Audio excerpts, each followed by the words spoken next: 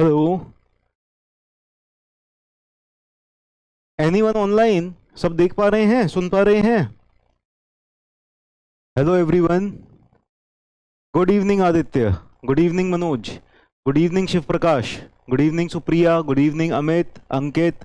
चलो बहुत ही बढ़िया। सोनू, विजय, जय हिंद।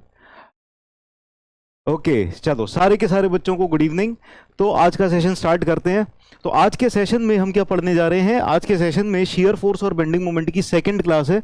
तो लास्ट क्लास में हमने क्या क्या पढ़ा था पहले वो रिवाइज करेंगे और फिर आज का सेशन स्टार्ट करेंगे और कंटिन्यू करते हैं। तो देखो, आज हम सबसे पहले पढ़ेंगे टाइप्स ऑफ बीम्स। कितने टाइप की बीम होती हैं? राम राम अभिषेक, गुड इवनिंग सुभाष, धीरज, देवराज, अमित, अभिषेक, मनोज, अमन, रमन, अखिलेश, धर्म। ठीक है। तो वीकेंड की छुट्टियों के बाद कैसा लग रहा है आपको? जो वीकेंड की सैटरडे संडे की छुट्टी थी उसको आपने कैसे यूटिलाइज किया? कुछ पढ़ाई वढ़ाई की क्या? मेरा रैंक 1 है फिर भी टॉपर लिस्ट में नहीं सर, ऐसा क्यों? कहां पर रैंक 1 है आपका? Good evening Avneesh, Rahul, Deepika, Saurabh, Sumit, Sachin, good evening everyone. चलो, तो टाइप्स ऑफ बीम्स पढ़ेंगे, टाइप्स ऑफ लोडिंग पढ़ेंगे और फिर देखेंगे शियर फोर्स। ठीक है। तो पिछली क्लास में हमने क्या पढ़ा था? डीबीपीज। बहुत मजा आया। एनर्जेटिक। हाँ देखो, थोड़ा सा ना आपका फीडबैक मिला था कि मैं क्लासेस में थोड़ा सा एनर्जेटिक नहीं लग रहा हूँ, थोड़ा सा ऐसा डल सा लग रहा हूँ। तो मुझे भी ये फीडबैक सही लगा आप लोगों का। आपका जो फीडबैक है, रिकमेंडेशन है, बिल्कुल मैंने उसको अपनाया, उसको सुधार की। ठीक है। आगे और भी कुछ सुधार होगा तो आप मुझे बता सकते हो। ठीक है। और एक्चुअली क्या है ना कि गेट में और यहाँ पर दोनों जगह ना एक साथ बैच चल रहे हैं तो थोड़ा सा हेक्टिक हो जाता है, उस वजह से थोड़ी सी एनर्जी की कमी आई जाती है ऑब्वियसली। लेकिन ये एनर्जी की कमी को ना हावी नहीं होने देना है हमारी टीचिंग के ऊपर। ठीक है ना। तो टीचिंग के अंदर एनर्जी मेंटेन रखनी है। ठीक है। चलो, तो कोशिश करेंगे बिल्कुल कि एकदम एनर्जेटिक रहें। ठीक है ना। चलो, तो रिवीजन करते हैं। लास्ट क्लास में हमने क्या पढ़ा था? टाइप्स ऑफ सपोर्ट्स पढ़े थे। कितने टाइप्स ऑफ सपोर्ट पढ़े थे एक बार रिवीजन कर लेते हैं जल्दी से और फिर आगे के सेशंस पे चलेंगे। ठीक है ना। चलो, तो टाइप्स ऑफ सपोर्ट, सबसे पहला वाला सपोर्ट कौन सा था हमारा? सिंपल सपोर्ट, सिंपल सपोर्ट या रोलर सपोर्ट या रॉकर सपोर्ट, और क्या कहते हैं? सिंपल, रोलर, रॉकर, और क्या? ठीक है। तो ये जो सिंपल सपोर्ट है, रोलर या रॉकर सपोर्ट है, ये किस तरह का दिखाई देता है? ये इस तरह का दिखाई देता है कि यहां पर ना हॉरिजॉन्टल डायरेक्शन में ना मूवमेंट की फ्लेक्सिबिलिटी है। यहां पर हॉरिजॉन्टल डायरेक्शन में मूवमेंट हो सकता है। फ्री सपोर्ट, बिल्कुल ठीक है, फ्री सपोर्ट भी कहते हैं इसको। ठीक है। तो हॉरिजॉन्टल डायरेक्शन में ना ये मूव कर सकता है। यस। तो हॉरिजॉन्टल डायरेक्शन में मूव कर सकता है। तो अगर यहां पर बीम कुछ सपोर्ट प्रोवाइड करेगी तो क्या होगा? ये वर्टिकल डायरेक्शन में रिएक्शन प्रोवाइड कर देगा, हॉरिजॉन्टल डायरेक्शन में कोई रिएक्शन प्रोवाइड नहीं कर पाएगा, क्योंकि हॉरिजॉन्टल डायरेक्शन में तो और हॉरिजॉन्टल डायरेक्शन में तो ये घूम जाएगा, चला ही जाएगा। ठीक है ना। तो there will be no reaction in horizontal direction. ठीक है। वर्टिकल डायरेक्शन में रिएक्शन आएगी। तो जब वर्टिकल डायरेक्शन में रिएक्शन आएगी, दैट रिएक्शन लेटस से उसको रिप्रेजेंट कर देते हैं आर वाई से, आर वाई से रिप्रेजेंट किया है ना। और यहां पर मूवमेंट में भी कोई रिएक्शन नहीं देगा। तो नंबर ऑफ रिएक्शंस कितनी होंगी? Number of reactions only one, number of reaction only one, सिर्फ एक रिएक्शन आएगी। ठीक है ना। अब आगे चलते हैं सेकंड वाला सपोर्ट। सेकंड वाला सपोर्ट है हमारा हिंज सपोर्ट। हिंज सपोर्ट या इसको पिन सपोर्ट भी कहते हैं, पिन सपोर्ट या पिंड सपोर्ट जैसे भी बोल सकते हैं।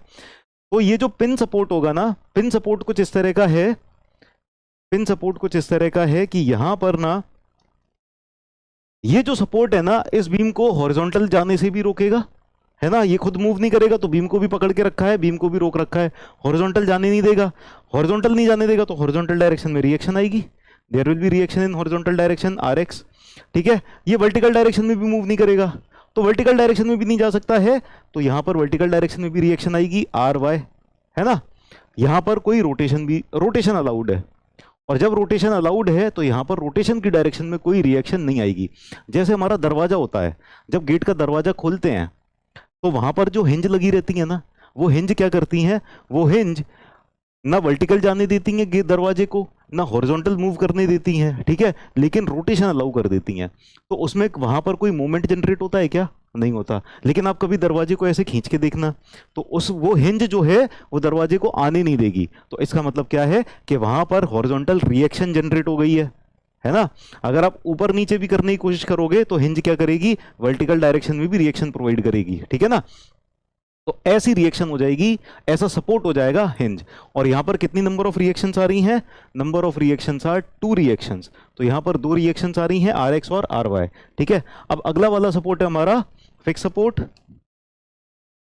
फिक्स सपोर्ट तो ये इस तरह का सपोर्ट होता है जैसे बीम्स कॉलम्स वगैरह है ना, बीम्स कॉलम्स वगैरह। तो अगर कोई बीम है जो कॉलम के अंदर अच्छे से एम्बेडेड है या पूरी की पूरी तरह से दीवार के अंदर उसको बना दिया, तो क्या होगा कि ये हॉरिजॉन्टल डायरेक्शन में भी जाने से रोकेगा, ये वर्टिकल डायरेक्शन में भी जाने से रोकेगा, और ये रोटेशन होने से भी रोकेगा। यहां पर रोटेशन भी रोक दिया, तो तीनों डायरेक्शन में रिएक्शंस आएंगी ना। Reactions will be in all 3 directions. देखो आर वाई मिलेगा, आर एक्स मिलेगा और मोमेंट मिलेगा, ठीक है ना। सो एम जेड मिलेगा, एम जेड मिलेगा, ठीक है ना। तो तीनों के तीनों रिएक्शंस मिल जाएंगे, तो नंबर ऑफ रिएक्शंस हो जाएंगे हमारे यहां पर 3 रिएक्शंस हो जाएंगे। इसके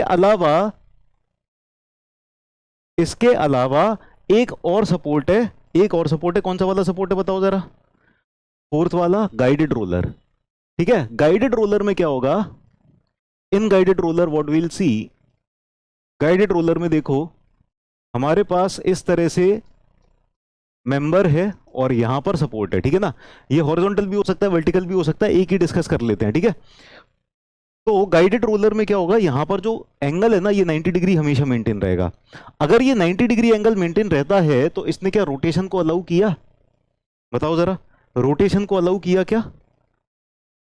हाँ, इसको स्लाइडर भी कहते हैं, बिल्कुल सही है। गाइडेड रोलर को स्लाइडर सपोर्ट भी कहते हैं, it is also called a slider support. तो अब ये बताओ कि यहां पर क्या रोटेशन अलाउड है, नहीं है, रोटेशन अलाउड नहीं है। तो रोटेशन अलाउड नहीं है तो एक रिएक्शन आएगी क्या, मोमेंट रिएक्शन। तो यहां पर एक मोमेंट रिएक्शन आएगी mz, और इस वाले क्या क्या हॉरिजॉन्टल डायरेक्शन में मूवमेंट अलाउड है, हॉरिजॉन्टल डायरेक्शन में तो मूवमेंट अलाउड है, हॉरिजॉन्टल डायरेक्शन में पहिए लगे हुए हैं तो यहां पर तो मूव कर जाएगा, तो यहां पर कोई रिएक्शन नहीं देगा। वर्टिकल डायरेक्शन में मूवमेंट अलाउड है क्या, वर्टिकल डायरेक्शन में, वर्टिकल डायरेक्शन में तो रोक लिया है ना, है ना, वर्टिकल डायरेक्शन में रोक लिया। तो वर्टिकल डायरेक्शन में रोक लिया तो यहां पर क्या आ जाएगी, रिएक्शन आर वाई आ जाएगी, ठीक है। So there will be 2 reactions here, 2 reactions आएंगी, है ना।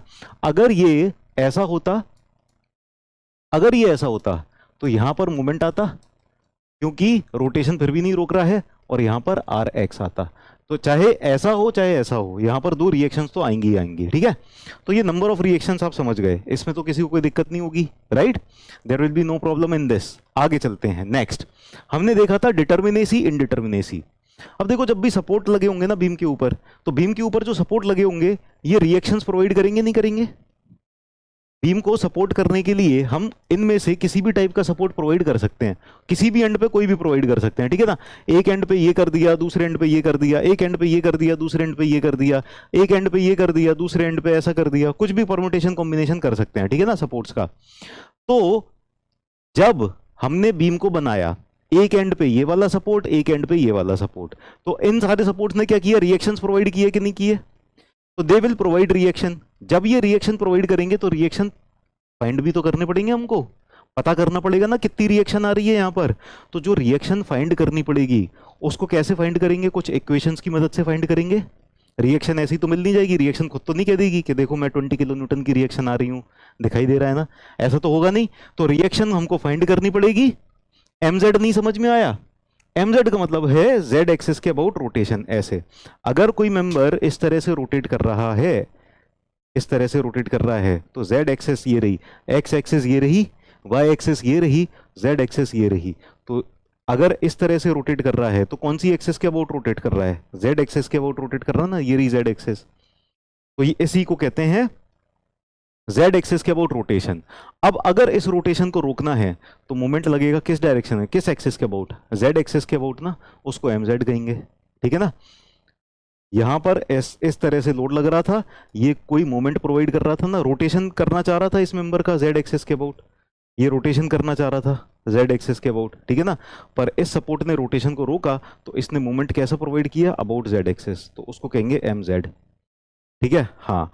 तो जो मोमेंट होगा एक्स वाई प्लेन के अंदर उसे एम जेड भी कह सकते हैं। ठीक, चलिए, तो हम कहाँ पर थे? सपोर्ट रिएक्शंस पर। बीम है, बीम के दोनों एंड पर, एक एंड पर कुछ दूसरी टाइप की रिएक्शन, दूसरे टाइप का सपोर्ट, यहाँ पर किसी और टाइप का सपोर्ट, दोनों अलग अलग सपोर्ट या सेम सपोर्ट भी हो सकते हैं। ये जो सपोर्ट होंगे ये कुछ रिएक्शंस प्रोवाइड करेंगे, दे विल प्रोवाइड रिएक्शंस। अब इन रिएक्शंस को फाइंड करना पड़ेगा, ढूंढना पड़ेगा। तो इन रिएक्शंस को फाइंड करने के लिए हमें कुछ इक्वेशंस वगैरह बनानी पड़ेंगी। तो इक्वेशन कौन कौन सी अवेलेबल होती है हमारे पास? हमारे पास इक्विलिब्रियम इक्वेशंस भी अवेलेबल होती हैं, हमारे पास कंपैटिबिलिटी कंडीशन से भी कुछ इक्वेशन बना सकते हैं। तो ऐसा स्ट्रक्चर जिसको सिर्फ और सिर्फ इक्विलिब्रियम इक्वेशन की हेल्प से फाइंड कर सकें, सारे सपोर्ट रिएक्शन अगर आप सिर्फ इक्विलिब्रियम इक्वेशन से फाइंड कर सकते हो, ऐसे स्ट्रक्चर को क्या कहेंगे? ऐसे स्ट्रक्चर को क्या कहेंगे? Determinate structure. क्योंकि सबसे आसान इक्विलिब्रियम इक्वेशन ही होती हैं। तो अगर सिर्फ इक्विलिब्रियम इक्वेशन से पता चल गया सब कुछ तो मतलब डिटर्मिनेट है, आराम से डिटरमाइन कर पा रहे हैं। लेकिन इक्विलिब्रियम इक्वेशन से नहीं पता कर पाए, है ना, इक्विलिब्रियम इक्वेशन से नहीं पता कर पाए तो यानी मुश्किल होगी, हमें कंपैटिबिलिटी कंडीशंस ढूंढनी पड़ेंगी, तब उसको डिटरमाइन कर पाएंगे। तो ये इस तरह का स्ट्रक्चर हो जाता है इनडिटर्मिनेट। तो सिंपल सी डेफिनेशन ये है, सिंपल सी डेफिनेशन क्या है? डिटर्मिनेसी क्या हो जाएगी? Can be solved using equilibrium equations alone, can be solved या फाइंड या जो भी कह लो आप, using equations of equilibrium alone. अकेली इक्विलिब्रियम इक्वेशंस की हेल्प से हम फाइंड कर सकते हैं, ठीक है ना। और indeterminate can not be solved using equilibrium equations alone, can not be solved using equilibrium equations alone, ठीक है ना, can not be solved using equilibrium equations alone. ठीक है, तो इस तरह का स्ट्रक्चर हो जाएगा इनडिटर्मिनेट स्ट्रक्चर। अब जरा देखते हैं कि ये इक्विलिब्रियम इक्वेशंस होती क्या हैं और कैसे आती हैं। अब देखो, ठीक है, इतना समझ में आ गया ना, कोई दिक्कत नहीं है। Good evening. चलो, अब हमारे पास इक्विलिब्रियम इक्वेशंस हैं। इक्विलिब्रियम इक्वेशन समझते हैं जरा क्या है। ये कोई ऑब्जेक्ट है और ये यहां पर एकदम शांति से बैठा हुआ है ना, ये वाई डायरेक्शन में जा रहा है, कोई मूवमेंट नहीं कर रहा वाई डायरेक्शन में, है ना। ये एक्स डायरेक्शन में भी कोई मूवमेंट नहीं कर रहा, it is not moving in x direction, it is not moving in y direction. तो ये बताओ नेट रिजल्टेंट फोर्स, अच्छा ये इक्विलिब्रियम में है कि नहीं है? दिस इज एन इक्विलिब्रियम और नॉट? इक्विलिब्रियम का मतलब है, इक्विलिब्रियम तो खैर पता ही होगा, सामंजस्य में बैठा हुआ है ये, है ना, कहीं मूव नहीं कर रहा, कहीं उथल पुथल नहीं कर रहा, ठीक है ना। तो ये जो स्ट्रक्चर है, ये जो बॉडी है, ये जो एलिमेंट है, ये अपनी जगह पर बैठा हुआ है, ना एक्स में जा रहा है ना वाई में जा रहा है। तो आप ये बताओ एक्स डायरेक्शन में सारी की सारी फोर्सेस का रिजल्टेंट कितना है इसके ऊपर? Net resultant force in x direction कितना है? नेट रिजल्टेंट फोर्स कितनी है? जीरो। एक्स डायरेक्शन में नेट रिजल्टेंट फोर्स हो गई जीरो, ठीक है, इसीलिए ये एक्स डायरेक्शन में मूव नहीं कर रहा। तो इक्विलिब्रियम इक्वेशंस ऑफ इक्विलिब्रियम, ये पहली इक्वेशन तो यही मिल गई कि ये अगर एक्स डायरेक्शन में कहीं जा ही नहीं रहा, एक्स डायरेक्शन में एकदम शांति से बैठा हुआ है, तो मतलब एक्स डायरेक्शन में जो नेट रिजल्टेंट फोर्स है वो जीरो हो गया, ठीक है ना। वाई डायरेक्शन में भी कहीं नहीं जा रहा, वाई डायरेक्शन में भी अपनी जगह पर बैठा हुआ है, तो वाई डायरेक्शन में जो नेट रिजल्टेंट फोर्स हो जाएगा क्या हो जाएगा? जीरो हो जाएगा, है ना। जब आप लिफ्ट में जाते हो तो लिफ्ट में जब रुकी हुई रहती है तब उस पर नेट रिजल्टेंट फोर्स जीरो है, लेकिन जैसे ही लिफ्ट ऊपर चलना चालू हुई तो वहां पर क्या हुआ? फोर्स लगानी पड़ती है, टेंसाइल फोर्स, उसकी केबल्स जो रहती है ना वहां पर टेंसाइल फोर्स लगाएगी तब ऊपर खींच पाएगी। तो नेट रिजल्टेंट फोर्स कुछ ना कुछ आ जाती है ऊपर की डायरेक्शन में, तब वो मूव करना चालू करती है, ठीक है ना। लेकिन ये तो रुका हुआ है, तो इस पे जेड वाई डायरेक्शन में जो फोर्सेज हैं वो सब जीरो हैं, ठीक है ना। अच्छा, क्या ये ऐसे रोटेट कर रहा है जेड एक्सिस के अबाउट? यानी अभी एक्स वाई प्लेन की बात कर रहे हैं, 2D की बात कर रहे हैं। तो 2D के अंदर अगर ये है तो ये ऐसे रोटेट भी तो कर सकता है, ऐसे रोटेशन हो सकता है ना 2D के अंदर, 2D के अंदर इसका ऐसे रोटेशन हो सकता है। तो ये रोटेट भी नहीं कर रहा, रुका हुआ है। इसका मतलब है कि एक्स वाई प्लेन के अंदर जो मोमेंट है ना, that moment is also zero, है ना। अगर कोई ना कोई नेट रिजल्टेंट मोमेंट आ जाता तो ये रोटेट करने लग जाता अपनी जगह पर, तो नेट रिजल्टेंट मोमेंट भी जीरो है, यानी mz जीरो है ना। तो 2D के अंदर जो इक्विलिब्रियम इक्वेशंस हो जाएंगी इन 2D, 2 डायमेंशनल में जो इक्विलिब्रियम इक्वेशंस हो जाएंगी, क्या क्या इक्वेशंस हो जाएंगी? Summation F x is equal to zero, summation F y is equal to 0, summation M z is equal to 0। ये तीन इक्वेशंस, 3 इक्वेशंस ऑफ इक्विलिब्रियम हमको मिल जाएंगी 2D के अंदर। Is it clear?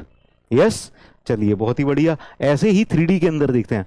अब 3D के अंदर क्या हो गया, फ्रीडम मिल गई कि तुम एक्स वाई प्लेन में भी मूव कर सकते हो, तुम एक्स जेड प्लेन में भी मूव कर सकते हो, तुम वाई जेड प्लेन में भी मूव कर सकते हो, ठीक है ना। तो हर जगह जा सकते हो तुम। अब ये बॉडी की फ्रीडम है कहीं भी जाने की, कहीं भी जाने की, 3 डायमेंशनल में कैसे भी जाने की फ्रीडम है, लेकिन ये कहीं नहीं जा रहा।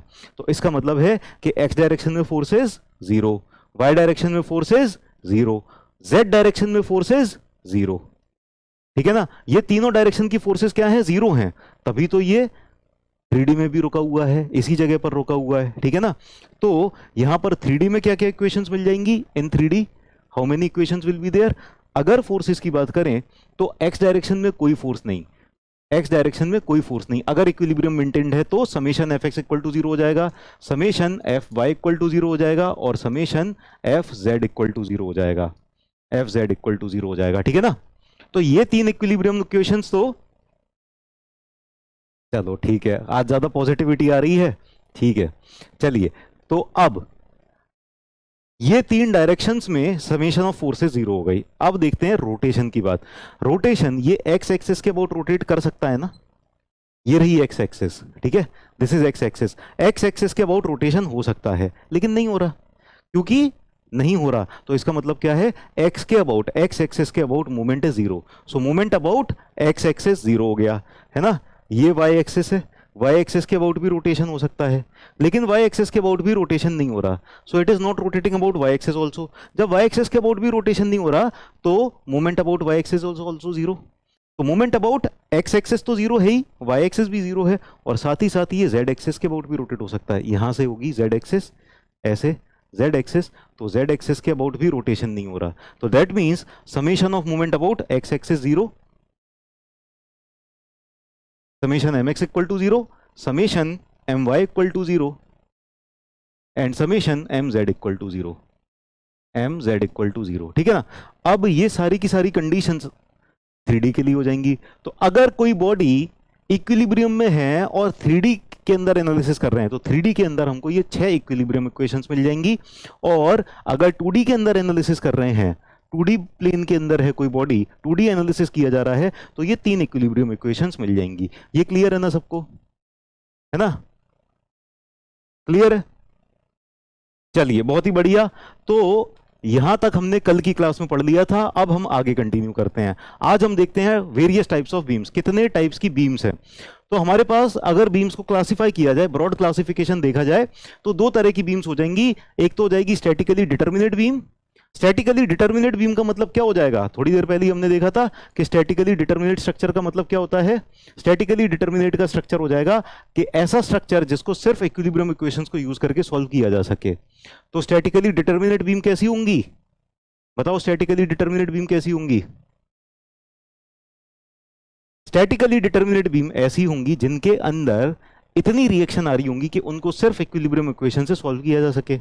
और इनडिटर्मिनेट बीम्स या इंडिटर्मिनेट स्ट्रक्चर कैसे होंगे, उनमें इतने रिएक्शंस होंगे कि उनको सिर्फ इक्विलिब्रियम इक्वेशन से सॉल्व नहीं किया जा सकेगा, ठीक है ना।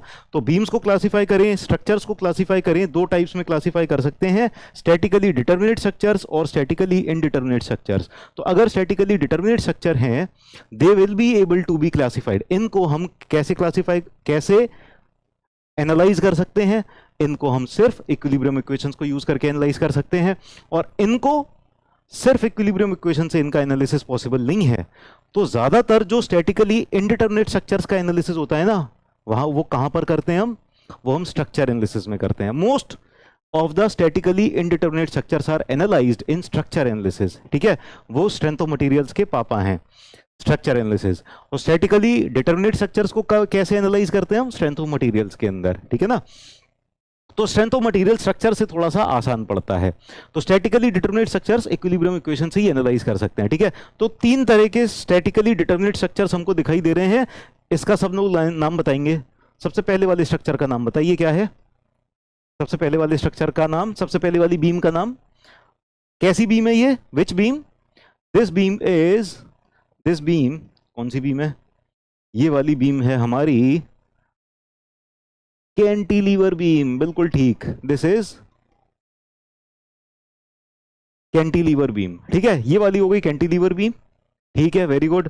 अगली वाली बीम, कैंटिलीवर बीम में क्या होता है, एक जो एंड है ना वो फ्री है, कोई सपोर्ट ही नहीं है, it is free, free and, ठीक है, खुला छोड़ रखा है, लेकिन दूसरा वाला फिक्स्ड है ना। अब दूसरी बीम हो गई हमारी simply supported beam, simply supported beam. ठीक है, दूसरी वाली हो गई है सिंपली सपोर्टेड बीम, ठीक है ना, यस बिल्कुल ठीक है। और तीसरी वाली हो गई ओवरहैंग बीम, ओवरहैंग बीम। ठीक है, अब ओवरहैंग बीम में ना हो सकता है कि एक तरफ ओवरहैंग हो, ये जो हिस्सा निकल रहा है ना इसको कहते हैं ओवरहैंग, है ना, और ज्यादा जाके ना लटक रहा है बाहर की तरफ, है ना, तो this is overhang, this also overhang. तो दोनों तरफ ओवरहैंग है तब भी ओवरहैंग बीम हो जाएगी, और सिर्फ एक ही तरफ ओवरहैंग होगा, है ना, मान लो इस तरफ ही केवल इस उस तरफ ओवरहैंग है, यहां पर ओवरहैंग नहीं है, तब भी ओवरहैंग बीम होगी। ठीक है ना, क्लियर है। तो ये तीन तरह की जो बीम हो गई हैं ये स्टैटिकली डिटर्मिनेट बीम्स हैं। आगे चलते हैं स्टैटिकली इनडिटर्मिनेट बीम पे। तो स्टैटिकली इनडिटर्मिनेट बीम में भी तीन तरह की बीम है। ये वाली कैसी बीम है, ये वाली कैसी बीम है, ये है continuous beam, this is continuous beam. ठीक है, अगली वाली बीम है, अच्छा कंटिन्यूअस बीम में कितने स्पैन है, ये वाला जो हिस्सा होता है ना दो सपोर्ट्स के बीच का हिस्सा, इसको कहते हैं स्पैन, बीम का स्पैन कितना है। जैसे मेरा ये कमरा है, मेरा ये घर है, ठीक है, तो इस कमरे के अंदर मान लो यहां पर एक बीम डली हुई है, एक इधर पर दीवार के साथ सपोर्ट है और इधर वाली दीवार के साथ सपोर्ट है दूसरा, है ना, तो इन दोनों के बीच का जो हिस्सा है ये वाली लेंथ है, इसको हम कहते हैं स्पैन। ठीक है ना, दैट इज स्पैन। अब यहां पर दो सपोर्ट के बीच के स्पैन, इतने हिस्से को एक स्पैन हो गया, इतना हिस्सा एक स्पैन हो गया, इतना हिस्सा एक स्पैन हो गया। तो कंटिन्यूअस बीम कंटिन्यूअस कब कहलाती है, जब इसमें दो से ज्यादा स्पैन हो, दो स्पैन या दो से ज्यादा। अगर इतनी भी होती तब भी ये कंटिन्यूअस होती, दो स्पैन है, ठीक है, तीन स्पैन आ गए तब भी ये कंटिन्यूअस है, चार आ जाएंगे तब भी कंटिन्यूअस, पांच आ जाएंगे, 10 आ जाएंगे, 50 आ जाएंगे तब भी कंटिन्यूअस। ठीक है ना, तो कंटिन्यूअस बीम में कम से कम दो स्पैन तो होने चाहिए, at least two span should be there, yes. तो दो या दो से ज्यादा span, t two and more span, then it will be continuous beam. ठीक है, यस। नेक्स्ट वाली फिक्स्ड बीम है, बिल्कुल ठीक कहा आपने, नेक्स्ट इज फिक्स्ड बीम। तो नेक्स्ट इज फिक्स्ड बीम, और फिर अच्छा फिक्स्ड बीम क्यों, क्योंकि दोनों एंड फिक्स्ड हैं, both the ends are fixed. ठीक है, इसके बाद आती है probed cantilever, this is probed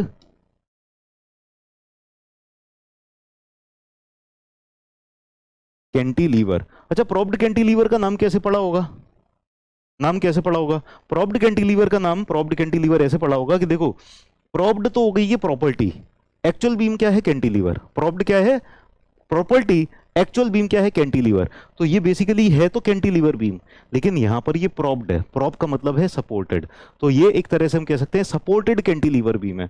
तो कैंटिलीवर बीम के ऊपर आपने अगर एक्स्ट्रा कुछ सपोर्ट प्रोवाइड कर दिया तो ये क्या हो गई है, प्रोब्ड कैंटिलीवर। ठीक है, प्रोब्ड का मतलब होता है सपोर्टेड। ठीक, क्लियर।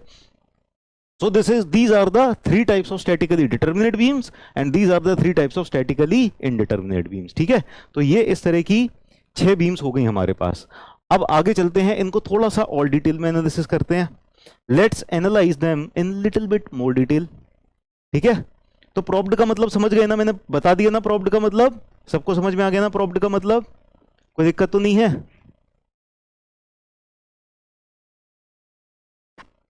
चलो आगे चलते हैं, अब देखते हैं स्टैटिकली डिटर्मिनेट बीम्स कौन कौन सी हैं, है ना। स्टैटिकली डिटर्मिनेट बीम्स को थोड़ा सा और एनालाइज करते हैं। सबसे पहली आ गई हमारी simply supported beam, simply supported beam. तो ये वाला पॉइंट सपोर्ट कौन सा है, ये वाला सपोर्ट कौन सा है, हिंज सपोर्ट। ये वाला सपोर्ट कौन सा है, सिंपल सपोर्ट या रोलर सपोर्ट। ठीक है, so this is hinge support, this support is hinged, hinge support, and this is simple support या रोलर सपोर्ट। अब आप एक बात बताओ, हिंज सपोर्ट पर कितने रिएक्शंस आते हैं, हाउ मेनी रिएक्शंस। जो प्रॉप सपोर्ट है वो हिंज भी हो सकती है, रोलर भी हो सकती है। ये वाला जो प्रॉप सपोर्ट है ना, ये रोलर भी हो सकता है, हिंज भी हो सकता है। जनरली हम यहां पर रोलर प्रोवाइड करते हैं। क्यों प्रोवाइड करते हैं रोलर, उसका कारण ये है कि हम ना बीम्स के अंदर ना एक्सियल फोर्सेस नहीं चाहते, बीम्स एक्सियल फोर्सेस के लिए डिजाइंड नहीं है। एक्सियल फोर्स क्या होगी कि ये एक्स अलोंग द एक्सिस आ जाएगी, ठीक है ना। तो हम इसको रोलर फ्री छोड़ देते हैं कि ये बीम ना आगे पीछे मूव कर सके, ठीक। वैसे आप प्रोवाइड हिंज भी कर सकते हो, रोलर भी कर सकते हो, कोई दिक्कत नहीं है प्रॉप्ड कैंटिलीवर में। अच्छा, हिंज पे आपने बताया, सब लोगों ने बताया कि दो रिएक्शन है। कौन कौन से रिएक्शन है? एक ये हो गया वाई डायरेक्शन में रिएक्शन और एक ये हो गया एक्स डायरेक्शन में रिएक्शन, है ना। तो यहां पर आ गए हैं कितने रिएक्शंस? रिएक्शंस आ गए हैं दो हमारे पास, ठीक है। अब यहां पर रोलर सपोर्ट पे कितने रिएक्शंस है? रोलर सपोर्ट पे एक रिएक्शन है, सिर्फ वाई डायरेक्शन में रिएक्शन, तो यहां पर रिएक्शन आ रहा है सिर्फ एक। तो टोटल रिएक्शन कितने हो गए हैं? टोटल रिएक्शन हो गए हमारे पास सिंपली सपोर्टेड बीम में तीन रिएक्शंस। हमारे पास इक्वेशंस ऑफ इक्विलिब्रियम ये 2D में है, ठीक है, हमारे कोर्स में 2D है। तो 2D के अंदर हमारे पास कितनी इक्विलिब्रियम इक्वेशंस है? How many equilibrium equations are in 2D? 2D के अंदर हमारे पास 3 इक्विलिब्रियम इक्वेशंस है, देयर आर 3 इक्विलिब्रियम इक्वेशंस, ठीक है। अब 3 अननोन फोर्सेस फाइंड करनी है और कितनी इक्वेशन मिल जाएंगी हमारे पास? हमारे पास 3 इक्वेशन मिल जाएंगी। तो 3 इक्वेशन 3 अननोन फाइंड कर सकते हैं कि नहीं? 3 इक्वेशन और 3 अननोन फाइंड कर सकते हैं। तो 3 अननोन से 3 इक्वेशन फाइंड कर सकते हैं हम। तो डिग्री ऑफ स्टैटिक इंडिटरमिनेसी, ये जो डिग्री ऑफ स्टैटिक इंडिटरमिनेसी है ना, ये स्ट्रक्चर में हम ज्यादा डिटेल में देखेंगे। यहां पर बस ऐसे ही कि unknown forces minus reactions minus equations, unknown reaction forces minus equations, इसको कहते हैं डिग्री ऑफ स्टैटिक इंडिटरमिनेसी। ये कितना आ रहा है? 0। तो अगर डिग्री ऑफ स्टैटिक इंडिटरमिनेसी अगर 0 होता है तो इसका मतलब है ये हमारी जो बीम है ना, ये डिटर्मिनेट हो गई है। डिटर्मिनेट का मतलब इक्वेशंस ऑफ इक्विलिब्रियम से सॉल्व हो जाएगी, ठीक है। चलिए, बहुत ही बढ़िया। तो सिंपली सपोर्टेड बीम क्लियर है सबको? कोई दिक्कत तो नहीं है सिंपली सपोर्टेड में? क्लियर टू ऑल, ठीक है। आगे चलते हैं next. So next one we are moving on to cantilever beam. Cantilever beam में ये वाला तो कहीं कुछ सपोर्ट ही नहीं है, ये वाला एंड पूरा को पूरा फ्री कर दिया है ना, कोई सपोर्ट नहीं है। यहां पर फिक्स्ड सपोर्ट है। फिक्स्ड सपोर्ट पर कितनी रिएक्शंस आएंगी? How many reactions? ये वाई डायरेक्शन में भी जाने से रोकेगा तो वाई डायरेक्शन की रिएक्शन आ रही है। ये एक्स डायरेक्शन में भी मूवमेंट को रोकेगा तो एक्स डायरेक्शन में भी रिएक्शन आ रही है। ये जेड एक्सिस के अबाउट इसके रोटेशन को भी रोकेगा, रोटेशन को भी रोक रहा है तो एम जेड भी आ रहा है, जेड डायरेक्शन में मूवमेंट भी आ रहा है। तीनों के तीनों रिएक्शंस आ रही हैं। तो यहां पर रिएक्शन आ जाएंगी 3, यहां पर रिएक्शन आ जाएगी 0। यहां कहीं कुछ भी नहीं रोक रहा, ठीक है ना। तो टोटल रिएक्शन आ गई हैं 3 और टोटल इक्विलिब्रियम इक्वेशंस होती हैं कितनी? इक्विलिब्रियम इक्वेशंस भी हमारे पास होती हैं 3, बिल्कुल ठीक है। तो तीन reactions, 3 unknown reaction forces, 3 equilibrium equations, degree of static indeterminacy will be equal to 3 - 3 is equal to 0। Very good, ठीक है। अब आगे चलते हैं। यहां पर ओवरहैंग बीम है, तो है तो ये सिंपली सपोर्टेड, लेकिन एक तरफ थोड़ी सी एक्स्ट्रा निकली हुई है, दूसरी तरफ भी थोड़ी सी एक्स्ट्रा निकली हुई है। अब सिंपली सपोर्टेड में ही बस थोड़े थोड़े से ओवरहैंग्स निकले हुए हैं, तो इसका बिहेवियर थोड़ा बहुत चेंज होता है, लोडिंग पर डिपेंड करता है। लेकिन जो सपोर्ट है, सपोर्ट तो वैसे ही रहेंगे ना। सपोर्ट यहां पर जो हिंज सपोर्ट है 2 रिएक्शंस प्रोवाइड कर रहा है, ठीक है, एक हॉरिजॉन्टल रिएक्शन, एक वर्टिकल रिएक्शन। तो ये जो वाला जो सपोर्ट है 2 रिएक्शंस प्रोवाइड कर रहा है। यहां पर सिर्फ रोलर सपोर्ट है और ये रोलर सपोर्ट कितनी रिएक्शंस प्रोवाइड कर रहा है? सिर्फ एक रिएक्शन प्रोवाइड कर रहा है। तो यहां पर रिएक्शन आ गई है 2, यहां पर रिएक्शन आ गई है 1, टोटल रिएक्शंस हो गई हमारे पास 3 रिएक्शंस एंड हमारे पास 2D में 3 इक्विलिब्रियम इक्वेशंस अवेलेबल हैं। इन दोनों को अगर देखा जाए तो डिग्री ऑफ स्टैटिक इंडिटरमिनेसी क्या हो जाएगा? 0 हो जाएगा। तो ये तीनों के तीनों स्ट्रक्चर्स कैसे हैं? Statically determinate structures. यस और no? Yes, clear to all? सबको क्लियर है? चलिए, बहुत ही बढ़िया, बहुत ही शानदार, जबरदस्त, जिंदाबाद। आगे चलते हैं, let's move on to the next one. अच्छा, एक सेकेंड रुकना, एक सेकेंड, नोट तो नहीं करना आप लोगों को? Do you want to note it?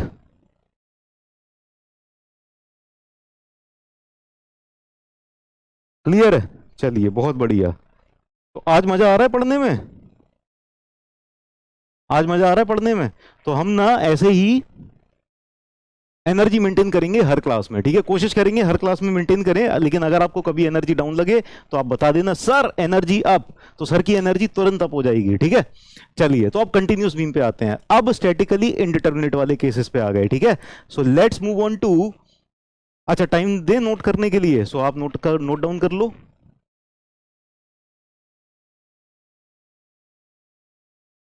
साथ साथ कर लेते हो नोट्स, ये बहुत अच्छी बात है। आज पढ़ने में मजा आ रहा है, बस ऐसे ही मजा हम पूरे सेशन में, अब आगे के जितने भी सेशन रहेंगे ऐसे ही मजा रहेगा, ठीक है ना। झमाझम क्लियर। सर अगर रिएक्शन 3 होगा तो इक्वेशन भी 3 होगा। देखो इक्वेशन रिएक्शन से इंडिपेंडेंट है। इक्वेशन कैसे पता चलती है? अगर 2D है तो 3 इक्वेशंस होंगी, अगर 3D है तो 6 इक्वेशंस होंगी, ठीक है ना।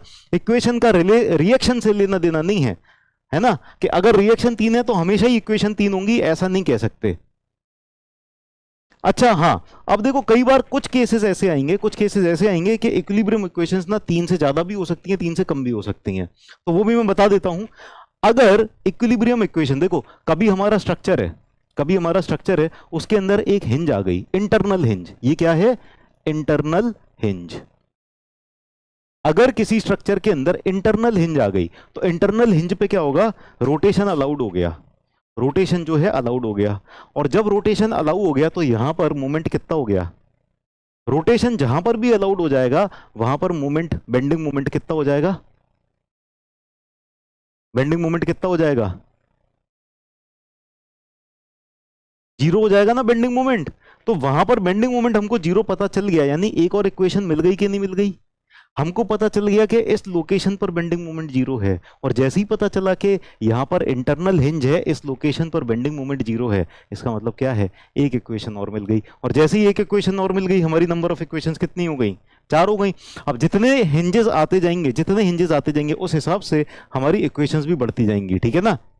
तो यहां पर कुछ स्पेशल कंडीशंस भी आती हैं कि जैसे हमारी इक्विलिब्रियम इक्वेशंस बढ़ जाती हैं, कई बार इक्विलिब्रियम इक्वेशंस कम भी हो जाएंगी, ठीक है। तो वो स्ट्रक्चर में देखेंगे हम कि कैसे कम हो रही हैं, कैसे बढ़ रही हैं, ज्यादा डिटेल में तो स्ट्रक्चर में देखेंगे। वैसे आप ना इसको नोट डाउन कर लो, एक नोट लिख लो आप। चलो अगले पेज पर हम लिखवा लेते हैं, अगले पेज पर हम लिख देते हैं, नोट करके लिख लो। देखो सोम के परस्पेक्टिव, स्ट्रक्चर क्या है? सोम के पापा हैं, है ना। तो ज्यादा जो कठिन चीजें आएंगी वो स्ट्रक्चर में आएंगी, लेकिन थोड़ा सा हिंट हम दे देते हैं क्योंकि स्ट्रक्चर भी आगे हमको साथ में ही पढ़ना है शायद, ठीक है। तो नोट करके आप लिख लो, whenever there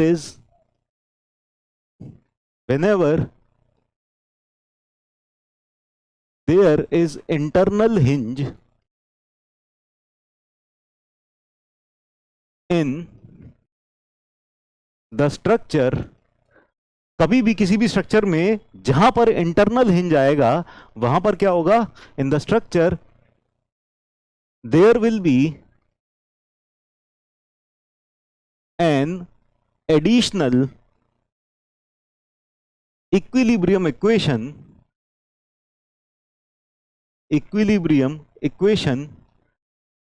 additional equilibrium equation क्या हो जाएगी? Additional equilibrium equation bending moment equal to 0, है ना। तो वहां पर आप बेंडिंग मोमेंट कैलकुलेट कर सकते हो, बेंडिंग मोमेंट कैलकुलेट करके आप 0 रख सकते हो, तो ये एडिशनल इक्विलिब्रियम इक्वेशन आपको मिल जाएगी। So there will be an, and लिख दिया sorry, an additional equation available at that point, ठीक है ना। तो उस पॉइंट पर आपको एडिशनल इक्विलिब्रियम इक्वेशन मिल जाएगी, ठीक है ना। ठीक है, चलो। तो अगर हमारा मेंबर कुछ ऐसा है और बीच में कोई हिंज आ गई यहां पर, ठीक है ना, तो इस तरह से शो करते हैं, गोल गोल बिंदी लगा देते हैं ना, तो ये रिप्रेजेंटेशन होता है हमारा internal hinge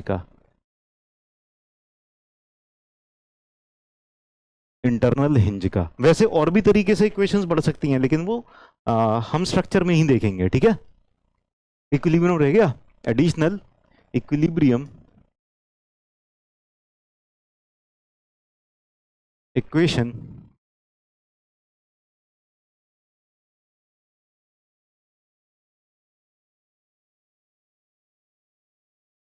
equation available at that joint, ठीक है। एडिशनल इक्विलिब्रियम इक्वेशन आपको वहां पर मिल जाएगी, बिल्कुल। अब ऐसे डेली ऐसी इसी तरह से एनर्जी से ही पढ़ाएंगे, ठीक है ना।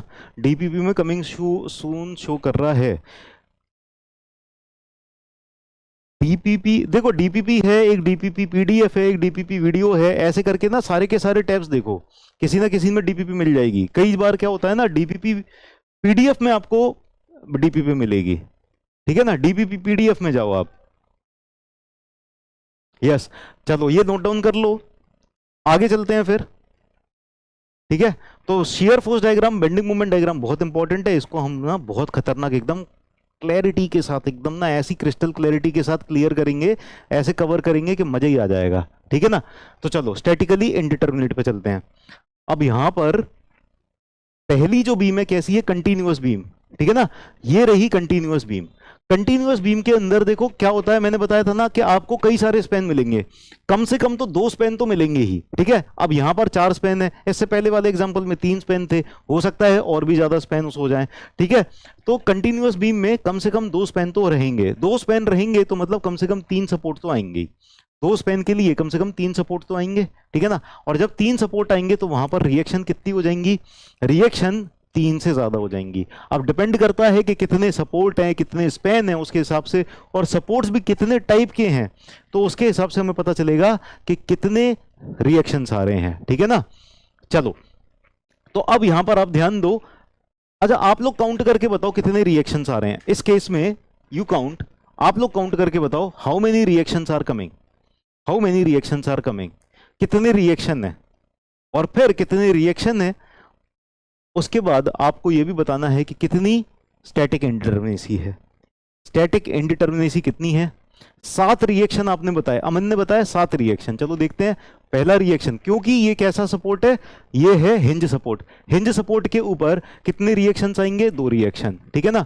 ये वाला भी कैसा सपोर्ट है, हिंज सपोर्ट, यहां पर भी कितने रिएक्शंस आएंगे, 2 रिएक्शन। ये वाला कैसा है, रोलर सपोर्ट, 1 रिएक्शन आएगा, रोलर सपोर्ट 1 रिएक्शन आएगा, रोलर सपोर्ट 1 रिएक्शन आएगा। टोटल गिन लेते हैं, 1 2 3 4 5 6 7, बिल्कुल ठीक है। तो there will be total 7 reactions, reactions कितने हो गए हैं, 7, बहुत ही बढ़िया। इक्विलिब्रियम इक्वेशंस कितनी, how many equilibrium equations, equilibrium equations हमारे पास आ गई हैं 3, और यहां पर डिग्री ऑफ स्टैटिक इंडिटरमिनेसी हो जाएगी, 7 में से 3 गई 4, डिग्री ऑफ स्टैटिक इंडिटरमिनेसी आ गई है 4, ठीक है। तो अब ये जो कंटिन्यूअस बीम है ना, इसके लिए डिपेंड करेगा कि डिग्री ऑफ स्टैटिक इंडिटरमिनेसी कभी 4 हो सकती है, 5 हो सकती है, 2 हो सकती है, कितनी भी हो सकती है ना, 1 भी हो सकती है। चलिए ठीक है, प्रोप्ड कैंटिलीवर पे चलते हैं। ये रही प्रोप्ड कैंटिलीवर, यानी यहां पर एक प्रॉप लगा हुआ है, सपोर्ट लगा हुआ है, ठीक, सपोर्ट लगा हुआ है। तो ये वाला सपोर्ट कैसा है, फिक्स सपोर्ट है। फिक्स सपोर्ट के ऊपर कितनी रिएक्शंस आएंगी, 3 रिएक्शंस, एक ये रही y डायरेक्शन में, एक ये रही x डायरेक्शन में, और एक ये रहा मोमेंट, ठीक है ना। तो यहां पर रिएक्शंस 3 आ गई हैं। यहां पर ये रोलर सपोर्ट है, रोलर सपोर्ट पे कितनी रिएक्शन, रोलर सपोर्ट पे 1 रिएक्शन। टोटल कितनी रिएक्शंस हो गई, 3 यहां पर, 1 वहां पर, 4। सो रिएक्शंस हो गई हैं 4, इक्विलिब्रियम इक्वेशंस होती हैं हमारे पास 3, तो हमारे पास डिग्री ऑफ स्टैटिक इंडिटरमिनेसी आ जाएगी 1, ठीक है। So will be getting static indeterminacy 1, clear है, बहुत ही बढ़िया, बहुत ही शानदार, बहुत शानदार, ठीक है। चलिए अब फिक्स्ड बीम पर चलते हैं। So this is the fixed beam. Fixed beam में दोनों तरफ कैसा सपोर्ट, फिक्स बीम में दोनों तरफ कैसा सपोर्ट, दोनों तरफ फिक्स सपोर्ट। तो यहां पर भी फिक्स सपोर्ट, यहां पर भी फिक्स सपोर्ट। तो दोनों तरफ जब फिक्स सपोर्ट है तो दोनों तरफ ही 3-3 रिएक्शंस आएंगी। There will be 3 reactions on both the sides. तो यहां पर भी 3 रिएक्शन, यहां पर भी 3 रिएक्शन। टोटल रिएक्शन कितनी, total reactions 6, total reaction 6, equilibrium equations 3, ठीक है ना। तो डिग्री ऑफ स्टैटिक इंडिटरमिनेसी कितनी हो जाएगी, 3 हो जाएगी। अब देखो कई बार बुक्स में आप देखोगे कि बुक्स के अंदर ना कई बार ना कंटिन्यूअस, प्रोप्ड कैंटिलीवर, फिक्स्ड, ये सारी भी ना सोम के अंदर दे देते हैं, क्योंकि कई बार ना बुक्स जो क्वेश्चन सेग्रीगेट करते हैं ना, वो भी आइडिया नहीं लगा पाते इतनी जल्दी कि ये स्ट्रेंथ ऑफ मटेरियल्स का क्वेश्चन है, ये स्ट्रेंथ ऑफ मटेरियल्स में जाना चाहिए, स्ट्रक्चर में जाना चाहिए। तो ज्यादातर टाइम क्या होता है, फिक्स्ड बीम स्ट्रक्चर एनालिसिस में सॉल्व की जाएगी, प्रोप्ड कैंटिलीवर स्ट्रक्चर एनालिसिस में। वैसे स्ट्रक्चर प्रोप्ड कैंटिलीवर वगैरह तो ना हम सूम में भी सॉल्व कर लेते हैं, हम करेंगे सॉल्व, ठीक है। यहां पर जो रिएक्शन वगैरह निकालनी होगी ना, और इसका जो एनालिसिस होगा, shear force diagram, bending moment diagram, ये सब हम स्ट्रेंथ ऑफ मटेरियल्स के अंदर ही सीख लेंगे, कर सकते हैं। इसके लिए फिक्स्ड बीम के लिए भी कर सकते हैं, लेकिन ना जनरली इसको ना हम कहां पर रखते हैं, स्ट्रक्चर के लिए। अब देखो सोम के अंदर क्या करते हैं, स्ट्रेंथ ऑफ मटेरियल्स के अंदर जब डिग्री ऑफ स्टैटिक इंडिटरमिनेसी कैसी है, अरे जी सब, अरे डबल आ गई है, चलो कोई बात नहीं। तो ये था स्टैटिकली, हाँ। तो जब हमारी डिग्री ऑफ स्टैटिक इंडिटरमिनेसी 0 0 0, तो ये वाले आसान केसेस होते हैं ना, तो ये जो आसान सी चीजें हैं ना, ये हम सोम में पढ़ते हैं, ठीक है ना। और जब डिग्री ऑफ स्टैटिक इंडिटरमिनेसी ज्यादा होने लग जाती है, तो हम स्ट्रक्चर पे पहुंच जाते हैं। और स्ट्रक्चर के अंदर तो सोचो और ज़्यादा खतरनाक खतरनाक चीज़ें एनालाइज करते हैं। ऐसे ऐसे स्ट्रक्चर, यहाँ पर फिक्स सपोर्ट, ठीक है, यहाँ पर फिक्स सपोर्ट, यहाँ पर गाइडेड रोलर, ठीक है, इस तरह के। तो कितनी डिग्री ऑफ स्टैटिक इंडिटरमिनेसी हो गई है। तो ऐसे ना स्ट्रक्चर एनालिसिस में थोड़ा सा खतरनाक काम होता है ना, थोड़ा अलग लेवल पे खेलते हैं हम। तो वो भी चीजें देखेंगे हम जब स्ट्रक्चर पढ़ेंगे, ठीक है।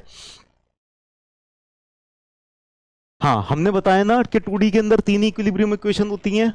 2D के अंदर कितनी equilibrium equation, 3 equilibrium equation. 3D के अंदर कितनी, 6, ठीक है ना। अब इक्विलिब्रियम इक्वेशन बढ़ भी जाती हैं, कम भी हो जाती हैं। तो मैंने जैसे एक एग्जांपल लिया कि अगर आपका इंटरनल हिंज है या फिर और भी तरह का कोई रिलीज आ जाता है, वो सब ना स्ट्रक्चर में पढ़े जाएंगे, अलग अलग तरह के रिलीज। स्ट्रेंथ ऑफ मटेरियल्स में बस इंटरनल हिंज समझ लो कि अगर इंटरनल हिंज आ गया कहीं पर तो वहां पर एक और एक्स्ट्रा इक्विलिब्रियम इक्वेशन मिल गई, एक और एक्स्ट्रा इक्विलिब्रियम इक्वेशन मिल गई। इसका मतलब क्या है कि आपकी इक्विलिब्रियम इक्वेशन 3 से बढ़ गई है। और जितनी ज्यादा इक्विलिब्रियम इक्वेशन, जितनी ज्यादा इंटरनल हिंज आ जाएंगी, उतने ज्यादा इक्विलिब्रियम इक्वेशंस मिल जाएंगी, ठीक है ना।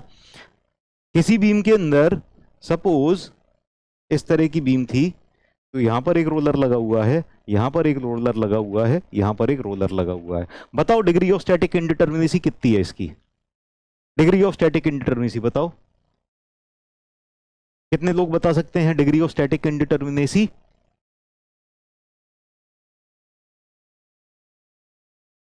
हाँ आदित्य, बिल्कुल सही कहा। प्रोब्ड कैंटिलीवर में अगर इंटरनल हिंज लगा दोगे तो वो डिटर्मिनेट हो जाएगी। प्रोब्ड कैंटिलीवर में डिटर्मिनेट हो जाएगी। 3D वाला नहीं करना, ठीक है, 3D वाला करना ही नहीं है। गेट में एक आध बार बहुत पहले क्वेश्चन आया है 3D का, ठीक है। यहां पर सब लोगों ने बताया कि इसकी डिग्री ऑफ स्टैटिक इंडिटरमिनेसी आ रही है 3। देख लेते हैं कैसे आ रही है 3। Degree of static indeterminacy is 3। देखो यहां पर एक सपोर्ट रिएक्शन, यहां पर एक सपोर्ट रिएक्शन, यहां पर एक सपोर्ट रिएक्शन, 3 सपोर्ट रिएक्शन ये हो गई हैं, ठीक है ना। और ये फिक्स सपोर्ट पर 3 सपोर्ट रिएक्शन यहां पर। तो टोटल सपोर्ट रिएक्शंस कितनी, टोटल सपोर्ट रिएक्शंस हो गई हैं हमारे पास 6 सपोर्ट रिएक्शंस हो गई हैं 6। इक्विलिब्रियम इक्वेशंस कितनी है हमारे पास, इक्विलिब्रियम इक्वेशन से 3। तो डिग्री ऑफ स्टैटिक इंडिटरमिनेसी क्या हो जाएगी इसकी, इसकी डिग्री ऑफ स्टैटिक इंडिटरमिनेसी हो जाएगी 3। तो सब लोग बड़े आराम से सीख गए हैं degree of static indeterminacy calculate करना, बहुत अच्छी बात है। अब आप एक बात बताओ, यहां पर मैं एक इंटरनल हिंज लगा दूं, क्या होगा। एक इंटरनल हिंज मैंने लगा दी, सब लोग जवाब देते जाएंगे ना, और सोच सोच के जवाब देते जाएंगे तो सबको चीजें याद भी रह जाएंगी, वरना जल्दी जल्दी भूल जाओगे। तो यहां पर अगर मैंने एक इंटरनल हिंज लगा दी तो सब लोग बताएंगे कितनी इक्विलिब्रियम इक्वेशंस बढ़ गई, कितनी इक्विलिब्रियम इक्वेशंस बढ़ गई, एक इक्विलिब्रियम इक्वेशन बढ़ गई। जब एक इक्विलिब्रियम इक्वेशन बढ़ गई यहां पर एक इंटरनल हिंज के आने से, तो इक्विलिब्रियम इक्वेशंस कितनी हो गई हैं, 4 हो गई हैं। तो डिग्री ऑफ स्टैटिक इंडिटरमिनेसी कितना रह जाएगा, 2 रह जाएगा। डिग्री ऑफ स्टैटिक इंडिटरमिनेसी कितना रह गया, 2 रह गया, ठीक है। मैंने एक और इंटरनल हिंज लगा दी यहां पर, एक और इंटरनल हिंज लगा दी। जब एक और इंटरनल हिंज लगा दी मैंने यहां पर, तो एक और इक्विलिब्रियम इक्वेशन बढ़ गई। कितनी हो गई है इक्विलिब्रियम इक्वेशन, तो 2D में वैसे तो 3 रहती हैं, ठीक है, लेकिन 2 इंटरनल हिंजेस की वजह से बढ़ गई। तो 2 इंटरनल हिंजेस की वजह से बढ़ गई, यहां पर 5 इक्विलिब्रियम इक्वेशंस आ गई हैं, 5 इक्विलिब्रियम इक्वेशन आ गई हैं। डिग्री ऑफ स्टैटिक इंडिटरमिनेसी कितनी रह गई, डिग्री ऑफ इंडिटरमिनेसी रह गई है 1। अब मैं अगर एक और हिंज लगा दूं यहां पर तो क्या होगा, अगर एक और हिंज लगा दी तो यहां पर एक और इक्विलिब्रियम इक्वेशन बढ़ जाएगी। तो टोटल जब सपोर्ट रिएक्शन 6 थी, इक्विलिब्रियम इक्वेशन भी और 3 बढ़ गई, तो 6 हो गई हैं। तो 6 equilibrium equation, 6 support reactions minus करेंगे, डिग्री ऑफ स्टैटिक इंडिटरमिनेसी आ जाएगा 0। तो इसका मतलब क्या हो गया, अब इसको भी डिटरमाइन कर सकते हैं, सिर्फ इक्विलिब्रियम इक्वेशन से इसको डिटरमाइन किया जा सकता है, ठीक है। तो यहां पर हिंज पे बेंडिंग मोमेंट 0 कर दो, ये वाली रिएक्शन मिल जाएगी। फिर यहां पर बेंडिंग मोमेंट 0 कर दो, ये वाली रिएक्शन मिल जाएगी। फिर यहां पर बेंडिंग मोमेंट 0 कर दो, ये वाली रिएक्शन मिल जाएगी। सारी की सारी ये वाली रिएक्शंस तो मिल गई। फिर हमारे पास 3 इक्विलिब्रियम इक्वेशंस और बची, तो इन ये भी 3 मिल जाएंगी, ठीक है ना। क्लियर है। नेगेटिव भी हो सकता है, नेगेटिव भी हो सकता है, बिल्कुल सही बात है, नेगेटिव भी हो सकता है। लेकिन जब नेगेटिव हो जाएगा, डिग्री ऑफ स्टैटिक इंडिटरमिनेसी अगर नेगेटिव हो जाएगा तो हमारा स्ट्रक्चर अनस्टेबल रह जाएगा, वो लोड कैरी नहीं कर सकता, फिर वो अनस्टेबल हो जाएगा, ठीक है। तो वो चीज स्ट्रक्चर में देखनी है, यहां नहीं देखनी। चलो, तो ये हो गई टाइप्स ऑफ बीम्स। कौन सी वाली थी ये वाली थी हमारी indeterminate beam, statically indeterminate beams हमने देख ली। अब आगे चलते हैं। तो बीम्स तो क्लियर है ना, टाइप्स ऑफ बीम्स, ठीक है, टाइप्स ऑफ बीम सबको क्लियर है। कितने तरह की टाइप्स ऑफ बीम्स होती हैं? दो तरह की होती हैं। कौन सी? स्टैटिकली डिटर्मिनेट और स्टैटिकली इनडिटर्मिनेट। स्टैटिकली डिटर्मिनेट कौन कौन सी हैं? सिंपली सपोर्टेड बीम्स हैं, कैंटिलीवर बीम्स हैं, और ओवरहैंगिंग बीम। ये तीन हो गई क्या? ये तीन हो गई स्टैटिकली डिटर्मिनेट बीम। अब स्टैटिकली इनडिटर्मिनेट बीम कौन कौन सी हैं? फिक्स्ड बीम हो गई, प्रोप्ड कैंटिलीवर बीम हो गई, कंटिन्यूअस बीम हो गई। ये तीन तरह की क्या हो गई हैं? ये तीन तरह की हमारी स्टैटिकली इनडिटर्मिनेट बीम हो गई हैं। चलिए, बहुत ही बढ़िया। क्लियर है सबको? कोई दिक्कत तो नहीं है? Any problem till now? No problem. आगे बढ़ा जाए? आगे बढ़ा जाए? तो आगे बढ़ने से पहले जरा एक शायरी वायरी हो जाए, है ना? मुश्किलों से भाग जाना आसान होता है, मुश्किलों से भाग जाना आसान होता है। जब मुश्किलें ही भाग जाते हैं लोग बाग, ठीक है ना? It is very easy. तो मुश्किलों से भाग जाना आसान होता है, हर पहलू जिंदगी का एक इम्तिहान होता है। डरने वालों को मिलता नहीं कुछ जिंदगी में, डरने वालों को मिलता नहीं कुछ जिंदगी में, और लड़ने वालों के कदमों में जहान होता है, लड़ने वालों के कदमों में जहान होता है। राइट? तो लड़ो, संघर्ष करो, जीत हासिल करो, आपके कदमों में जहान होगा। ठीक है? तो आगे चलते हैं फिर। Let's continue our session. ठीक है, टाइप्स ऑफ लोडिंग पे चलते हैं। कितने तरह की लोडिंग होती है ये समझते हैं। ठीक है, let us see how many. Sir simply supported beam भी रिएक्शन ज्यादा हो सकती है? नहीं, रिएक्शन ज्यादा नहीं हो जाएंगी, रिएक्शन ज्यादा नहीं हुई है। सिंपली सपोर्टेड बीम में जितनी है तीन ही रिएक्शन रहेंगी। ठीक, चलिए चलिए आगे चलते हैं। तो next heading, types of loading. सबसे पहली लोडिंग है कंसंट्रेटेड लोड। कंसंट्रेटेड लोड या पॉइंट लोड। अब ये पॉइंट लोड कब आता है? पॉइंट लोड का मतलब ये नहीं है कि एक पॉइंट सा बिंदी सी बनी है और उसके ऊपर लोड लग रहा है, ऐसे ऐसा असलियत में लोड नहीं होता है ना। असलियत में लोड कैसे होते हैं? थोड़ी बहुत तो जगह घेर रहे होते हैं, है ना। असलियत में लोड कैसे होते हैं? थोड़ी बहुत तो जगह घेर रहे होते हैं। लेकिन हम पॉइंट लोड की तरह ऐसे लोड को ले सकते हैं कि जो बहुत छोटे से एरिया में, बहुत छोटे से एरिया में बहुत ज्यादा हैवी लोड आ रहा है ना। तो एनालिसिस के लिए हम क्या ले लेते हैं कि ये हो गया पॉइंट लोड, ये हो गया पॉइंट लोड। नोट करने के लिए टाइम चाहिए तो पिछली स्लाइड पे जाएं, लिखने का टाइम दिया करें। पिछली स्लाइड पे चलते हैं, चलो ये वाली स्लाइड पे आप नोट कर लो।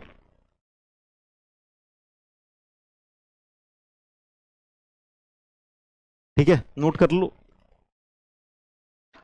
ये वाला ही नोट करना है ना। चलो आप लोग नोट कर लो, तब तक मैं थोड़ा सा गले को आराम दे लूं 2 मिनट।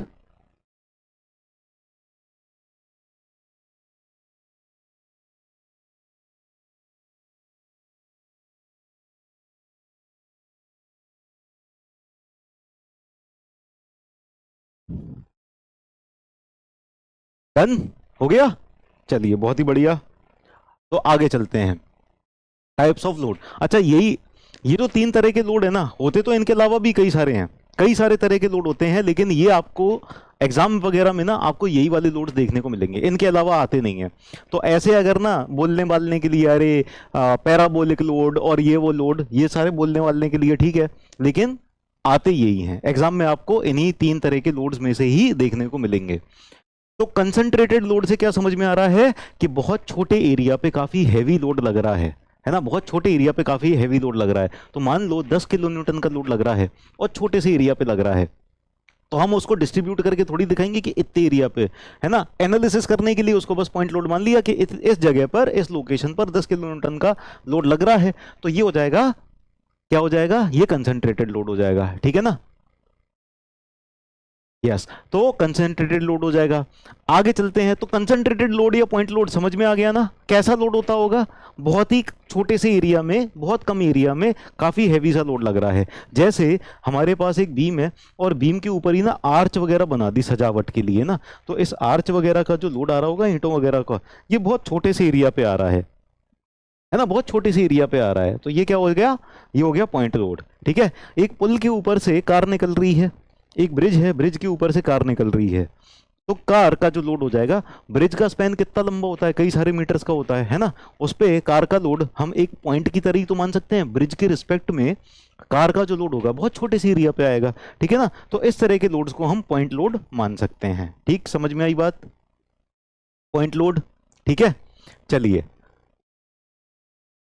ठीक है। अब आते हैं अगले टाइप के लोड पे, uniformly distributed load. Uniformly distributed load क्या होता है कि लोड तो लग रहा है लेकिन ना बहुत छोटी सी एरिया में नहीं लग रहा, वो थोड़ा सा बिखरा हुआ है, यूनिफॉर्मली सब जगह पर है। जैसे कि अगर आपने अपने घर की बीम पे रेत की बोरियां बिछा दी खूब सारी, है ना, यहाँ पर एक रेत की बोरी, यहाँ पर एक, ऐसे ऐसे करके ना खूब सारी रेत की बोरियां रख दी हैं, सबका वजन तो लगभग लगभग बराबर ही रहता है रेत की बोरियों का सबका, तो हम ये कह सकते हैं कि पूरे में यूनिफॉर्म सा लोड लग रहा है, यूनिफॉर्म सा लोड लग रहा है, ठीक है ना।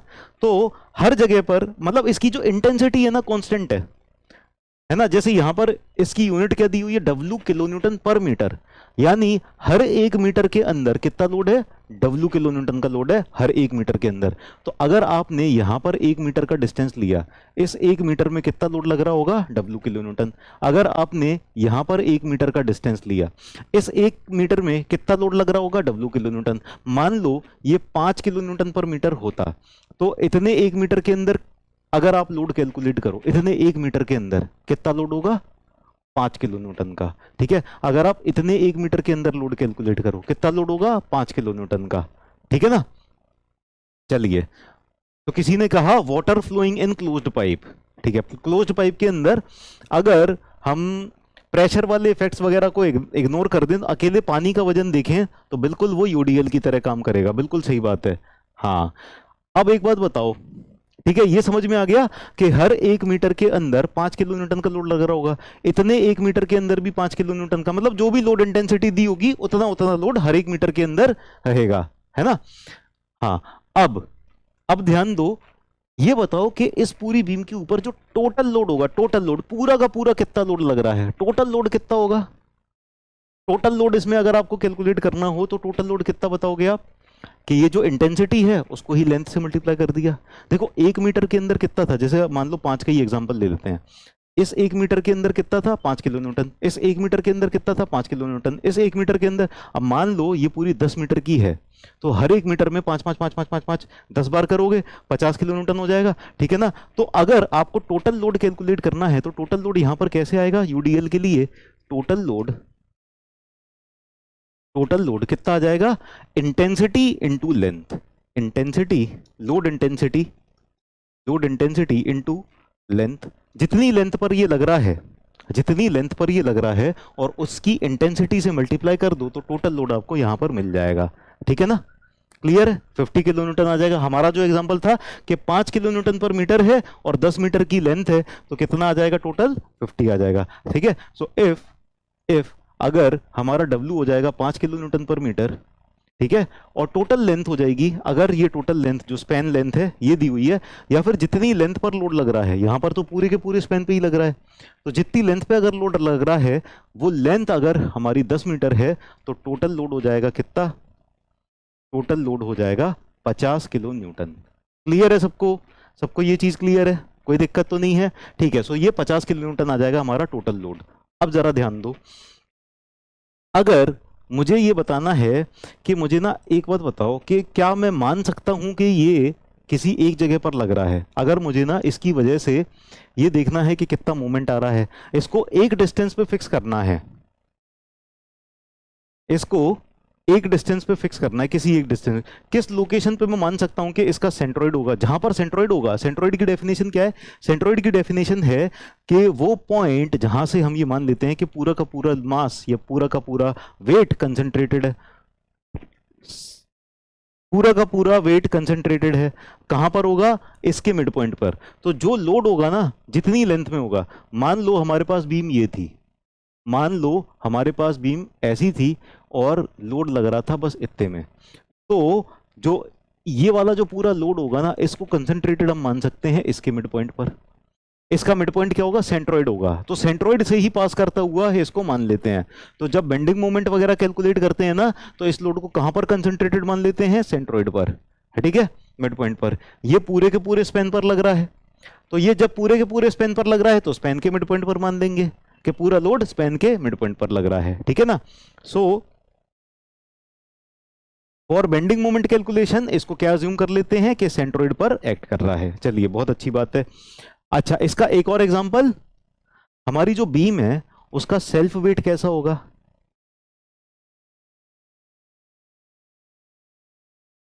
बीम है, उसका सेल्फ वेट कैसा होगा? क्या वो यूनिफॉर्मली डिस्ट्रीब्यूटेड लोड होगा? बीम का सेल्फ वेट, बीम का सेल्फ वेट क्या यूनिफॉर्मली डिस्ट्रीब्यूटेड है या फिर किसी एक जगह पर लग रहा है?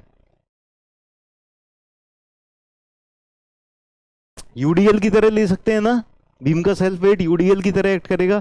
तो सेल्फ वेट या डेड लोड ज्यादातर जितने भी हैं सारे के सारे डेड लोड्स ना कैसे होंगे? यूडीएल होंगे, यूनिफॉर्मली डिस्ट्रीब्यूटेड होंगे, ठीक है ना। चलिए, तो बहुत अच्छी बात है। अब किसी ने पूछा कि इसको L/2 पर ले सकते हैं। देखो, जब मोमेंट की कैलकुलेशन करनी है तब आप L/2 पर ले सकते हो इसको, लेकिन जब हम डिफ्लेक्शन वगैरह कैलकुलेट करते हैं ना, तो डिफ्लेक्शन कैलकुलेशन में ना इस तरह से नहीं करते कि हम इसको ना पूरे लोड को बीच में कंसंट्रेट मान लें, तो डिफ्लेक्शन के रिजल्ट्स गड़बड़ाएंगे। लेकिन अगर आप बेंडिंग मोमेंट वगैरह कैलकुलेट करते हो या फिर ये सपोर्ट रिएक्शंस कैलकुलेट करते हो ना, तो वो सपोर्ट रिएक्शन बेंडिंग मोमेंट वगैरह कैलकुलेशन के लिए ना, यानी चैप्टर 2 के अंदर आप इसको मान सकते हो कि पूरा का पूरा लोड बीच में कंसंट्रेटेड है। तो चैप्टर 2 के अंदर तो कंसंट्रेटेड मान सकते हो, लेकिन चैप्टर 3 जो है डिफ्लेक्शन ऑफ बीम्स, वहां पर इस तरह से मत कर देना कि आपने इसको पूरे को लोड को लिया और यहां पर लगा दिया, ठीक है ना। क्लियर है? ठीक है, चैप्टर 2 में किया जा सकता है, चैप्टर 3 में नहीं किया जा सकता। ठीक, अब आते हैं अगले वाले, uniformly varying load. Uniformly varying load कैसा होता है कि एक एंड पर तो जीरो इंटेंसिटी, यहां पर जीरो इंटेंसिटी, और धीरे धीरे क्या है, लीनियरली ये बढ़ता जा रहा है, बढ़ता जा रहा है, बढ़ता जा रहा है, बढ़ता जा रहा है, और एंड पर जाके क्या हो गया, ये काफी ज्यादा हैवी लोड हो गया है ना। तो इसकी जो इंटेंसिटी है, इसकी जो इंटेंसिटी है ये लगातार बढ़ती जा रही है। Intensity is keeping on increasing continuously, है ना। तो इसकी इंटेंसिटी कांस्टेंट नहीं है कि जितनी इंटेंसिटी यहां पर है उतनी ही इंटेंसिटी यहां पर हो, ऐसा नहीं है, है ना। तो यहां पर इंटेंसिटी चेंज हो रही है लगातार, और कैसे चेंज हो रही है, ये यूनिफॉर्मली चेंज हो रही है, लीनियरली चेंज हो रही है। यूनिफॉर्मली इसकी जो इंटेंसिटी है, यूनिफॉर्मली वेरिंग लोड, इसकी इंटेंसिटी चेंज होती जा रही है यूनिफॉर्मली। अब यहां पर इस लोड में ये अगर इस तरह का लोड लग रहा है, इस तरह का लोड लग रहा है, तो क्या हो जाएगा, टोटल लोड कितना हो जाएगा, टोटल लोड कितना हो जाएगा, what will be the total load, बताओ जरा, what will be the total load, total load कितना हो जाएगा, पूरा का पूरा ये जो लोड है। इंटेंसिटी तो चलो अलग अलग होती जा रही है, यहां पर भी हमने देखा था कि टोटल लोड कितना आ रहा होगा, यहां पर भी देखेंगे टोटल लोड कितना आ रहा होगा। तो टोटल लोड जो हो जाएगा वो एरिया के बराबर हो जाएगा, इस ट्राइंगल का जो एरिया है ना इसके बराबर हो जाएगा। Total load will be equal to area of triangle, इस ट्राइंगल के एरिया के बराबर हो जाएगा। ट्राइंगल का एरिया कितना हो जाएगा, हाफ बेस इनटू हाइट। तो हाफ हाइट, हाइट लिख लेते हैं पहले, हाफ W इनटू पेन कितना है, ये बेस कितना है, लेंथ, हाफ WL, WL/2 हो जाएगा ये टोटल लोड। क्लियर है? क्लियर। अब ये जहां पर कंसंट्रेटेड मानेंगे, अगर सेंट्रोइड कहां पर होगा, इसका सेंट्रोइड, ठीक है, इसका भी सेंट्रोइड लिख देते हैं। इसका सेंट्रोइड कहां पर होगा, इसका सेंट्रोइड तो होगा L/2 पर। इसका सेंट्रोइड कहां पर होगा, इसका सेंट्रोइड होगा, इसका सेंट्रोइड कहां पर होगा, ये होगा 2L/3 यहां से और L/3 यहां से, L/3 यहां से। ट्राइंगल का सेंट्रोइड कहां से कितना होता है, यहां से L/3 और यहां से 2L/3, ठीक है ना। सो सेंट्रोइड होगा, सेंट्रोइड के लिए हम ऐसे लिख लेते हैं L/3 from maximum intensity, from maximum intensity. तो जहां पर सबसे ज्यादा इंटेंसिटी है यहां से L/3 पर होगा, ठीक है ना। इसको सेंट्रोइड मान लेंगे इस जगह पर, तो ये वाला जो डिस्टेंस हो जाएगा ना, ये हो जाएगा L/3, L/3, ठीक है ना।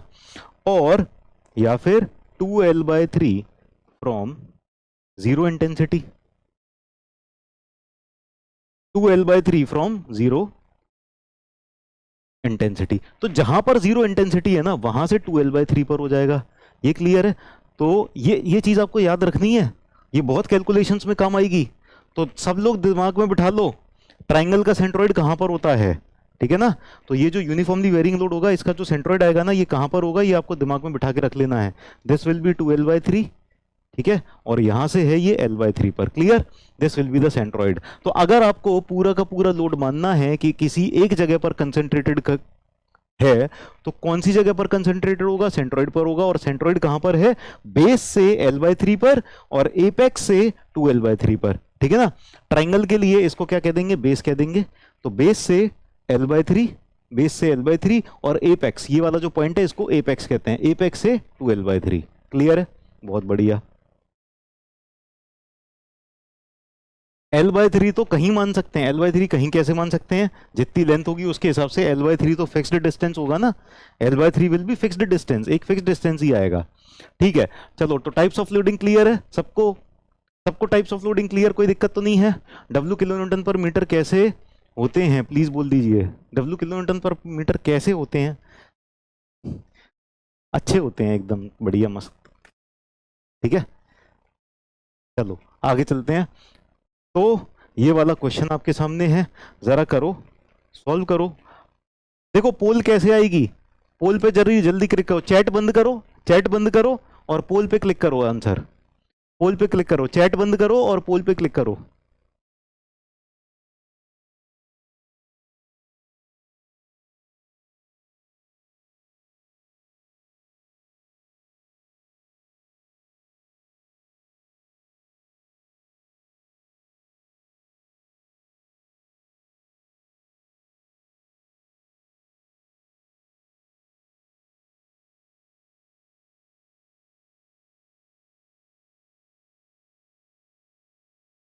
तो पोल पे टिक कर रहे हैं ना सब लोग? ठीक है, बहुत सारे बच्चे कमेंट में भी आंसर कर रहे हैं, पोल पे भी टिक कर रहे हैं। ठीक है, तो इनमें से कौन सा ऐसा सपोर्ट है जिसपे सिर्फ एक ही रिएक्शन आती है? पोल नहीं आ रहा है, चलो पोल नहीं आ रहा ना, ऐसा होता है कि एक आध दो बच्चे के पास नहीं पहुंच पाता है, तो अगर एक आध दो बच्चे के पास किसी के पास पोल नहीं पहुंचा है तो वो कमेंट में आंसर कर दो। ठीक है, चलो तो यहां पर रोलर सपोर्ट हो जाएगा, सबको पता होगा इसका आंसर।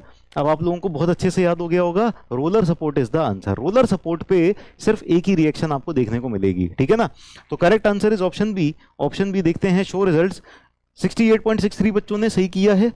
हिंज में कितनी रिएक्शंस होती हैं? फिक्स्ड में कितनी रिएक्शंस होती हैं? फिक्स्ड एंड सपोर्ट होता है उसमें 3 रिएक्शंस होती हैं। ठीक है ना, यहाँ पर रोलर सपोर्ट पे कितनी रिएक्शन होती है? सिर्फ एक रिएक्शन होती है। हिंज सपोर्ट पे कितनी रिएक्शंस होती हैं? 2 रिएक्शंस होती हैं। फ्री एंड है, एकदम खुला है, तो 0 रिएक्शन, यहाँ पर कोई रिएक्शन नहीं आती। ठीक है ना, तो यहाँ पर करेक्ट आंसर हो जाएगा option B. Leader board result देखें तो सैफ, हरिओम, अनन्या, अंकित और रजत, ठीक है, इन सारे बच्चों का आंसर करेक्ट है। चलिए बहुत अच्छे। अब हम आते हैं मेन मुद्दे की बात पे। मेन मुद्दे की बात क्या है कि ये स्लाइडर चेंजर काम नहीं कर रहा। चलो मेन मुद्दे की बात अभी थोड़ी देर बताएगी। अरे शियर फोर्स होना सिंपली सपोर्टेड बीम में, हाँ चलो ये वाला ना बाद में करना है, पहले हमको शियर फोर्स पढ़ना है। अब आते हैं मेन मुद्दे की बात पे, शियर फोर्स पे। तो let us study shear force now. Shear force क्या होता है? देखो शियरिंग क्या होती है? शियरिंग मतलब होता है काटना, काटना, बीच में से कट कर देना। बीच में से कट कैसे हुआ कि कोई एक ऐसी फोर्स है, ये वाली बीम जा रही थी, ठीक है ना, आप विजुअलाइज करो कि ये जो मेरा हाथ है ना, यहाँ से लेके चालू होके यहाँ तक पूरा जो हाथ है ये एक बीम है। अब फोर्स इस तरह की आई कि इस फोर्स ने क्या किया कि इस जगह से ना parallel to the cross section, देखो ये बीम है। अब आपको ना शायद बहुत सारे बच्चों को इस बात में लेके कंफ्यूजन होगा, डाउट होगा कि लॉन्गिट्यूडनल डायरेक्शन क्या है, ट्रांसवर्स डायरेक्शन क्या है। ये शायद कुछ बच्चों को प्रॉब्लम हो, तो इसको भी समझ लेते हैं पहले। ठीक है, अगर हमारे पास ये बीम है, दिस इज द बीम, और इस बीम के ऊपर अगर इस बीम में ये रही एक्सिस, एक्सिस मतलब जानते हो धुरी, है ना। एक्सिस क्या होता है? धुरी, धुरी। जैसे अर्थ है, अर्थ की जो एक्सिस है ना, उस अर्थ के बीच में से एक लाइन जा रही है, इमेजिनरी लाइन है ना, और उस एक्सिस के अबाउट वो रोटेट कर रही है। ऐसे ही यहाँ पर ये जो लॉन्गिट्यूडनल डायरेक्शन है, लॉन्गिट्यूडनल डायरेक्शन मतलब लेंथ की डायरेक्शन, तो अलोंग द लेंथ वाली जो डायरेक्शन है ना, लॉन्गिट्यूडनल डायरेक्शन है ना, तो ये वाली जो डायरेक्शन होती है इसको कहते हैं लॉन्गिट्यूडनल डायरेक्शन। इस बीम के लिए ये वाली डायरेक्शन हो जाएगी लॉन्गिट्यूडनल। इसके ऊपर कौन से कलर का पेन दिखाई देगा अच्छे से? ये वाली जो डायरेक्शन हो जाएगी, ये वाला पेन नहीं दिखाई दे रहा है, कौन सा पेन दिखाई देगा? ये वाला शायद। तो ये वाली जो डायरेक्शन हो जाएगी, this will be longitudinal direction, longitudinal direction. ठीक है, तो ये जो डायरेक्शन हो जाएगी बीम की, ये अलोंग द लेंथ हो जाएगी, along the length longitudinal direction हो जाएगी। ठीक है ना, along the length will be longitudinal direction. अब इसके जो परपेंडिकुलर हो जाएगी, ये वाली जो डायरेक्शन हो जाएगी, ये हो जाएगी ट्रांसवर्स डायरेक्शन, है ना। This will be transverse direction. तो ये वाली डायरेक्शन कौन सी हो जाएगी, ये हो जाएगी ट्रांसवर्स डायरेक्शन, ट्रांसवर्स डायरेक्शन, ठीक है ना। तो बीम की एक्सिस से ट्रांसवर्स डायरेक्शन कैसी है, परपेंडिकुलर है ना। बीम की एक्सिस से, from the axis of the beam transverse direction is perpendicular, yes. Axis के परपेंडिकुलर कौन सी हो जाएगी, ट्रांसवर्स डायरेक्शन। अच्छा, एक्सिस के परपेंडिकुलर बस एक ही डायरेक्शन है क्या, एक और डायरेक्शन भी तो है ऐसे में, ये भी परपेंडिकुलर है। तो ये वाली तो परपेंडिकुलर है ही, ये वाली भी परपेंडिकुलर है, लेकिन ये वाली ना दिखाई नहीं दे रही है, हम देख नहीं पा रहे हैं इस वाली डायरेक्शन को। लेकिन एक्सिस के जो परपेंडिकुलर दोनों डायरेक्शन होंगी, ये ट्रांसवर्स डायरेक्शन, ये वाली भी ट्रांसवर्स और ये भी ट्रांसवर्स, ठीक है, क्लियर है, ठीक है। अब अगर इसके ऊपर, इस बीम के ऊपर कोई फोर्स लगी, अगर इस बीम के ऊपर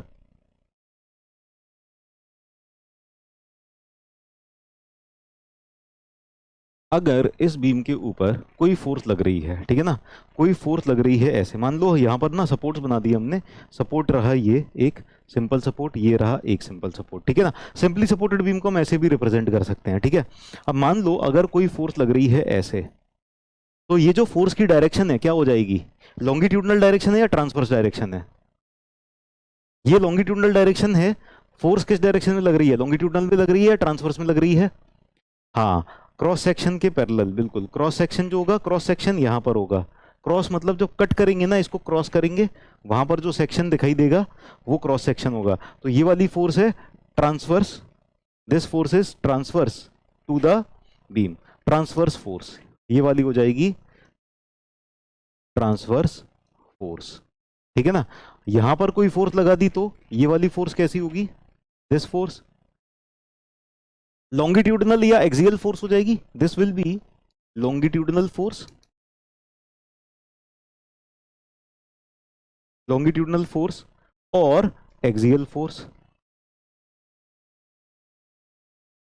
लॉन्गिट्यूडनल फोर्स या एक्सियल फोर्स हो जाएगी, क्लियर है, ठीक है। तो ये बीम की जो एक्सिस के परपेंडिकुलर फोर्स लग रही है, यानी बीम की जो लेंथ की डायरेक्शन के परपेंडिकुलर जो लग रही है, ये कौन सी हो गई, ये ट्रांसवर्स फोर्स।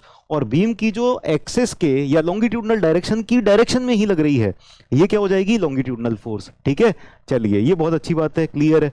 अब आप एक बात बताओ कि अगर शियर फोर्स की टेंडेंसी है कि ये हमारी बीम को ना ऐसे कट कर दे, एक सेक्शन को दूसरे सेक्शन के रिस्पेक्ट में कट कर दे अगर, है ना, तो ओरिजिनल बीम थी वो,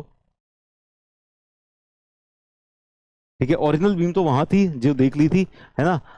यहां पर भी ना फिर से बना देते हैं। तो हमारे पास ये बीम है, इस बीम के, ये बीम अभी है ना, मैं कैंटिलीवर बीम का एग्जांपल ले लेता हूं, ठीक है।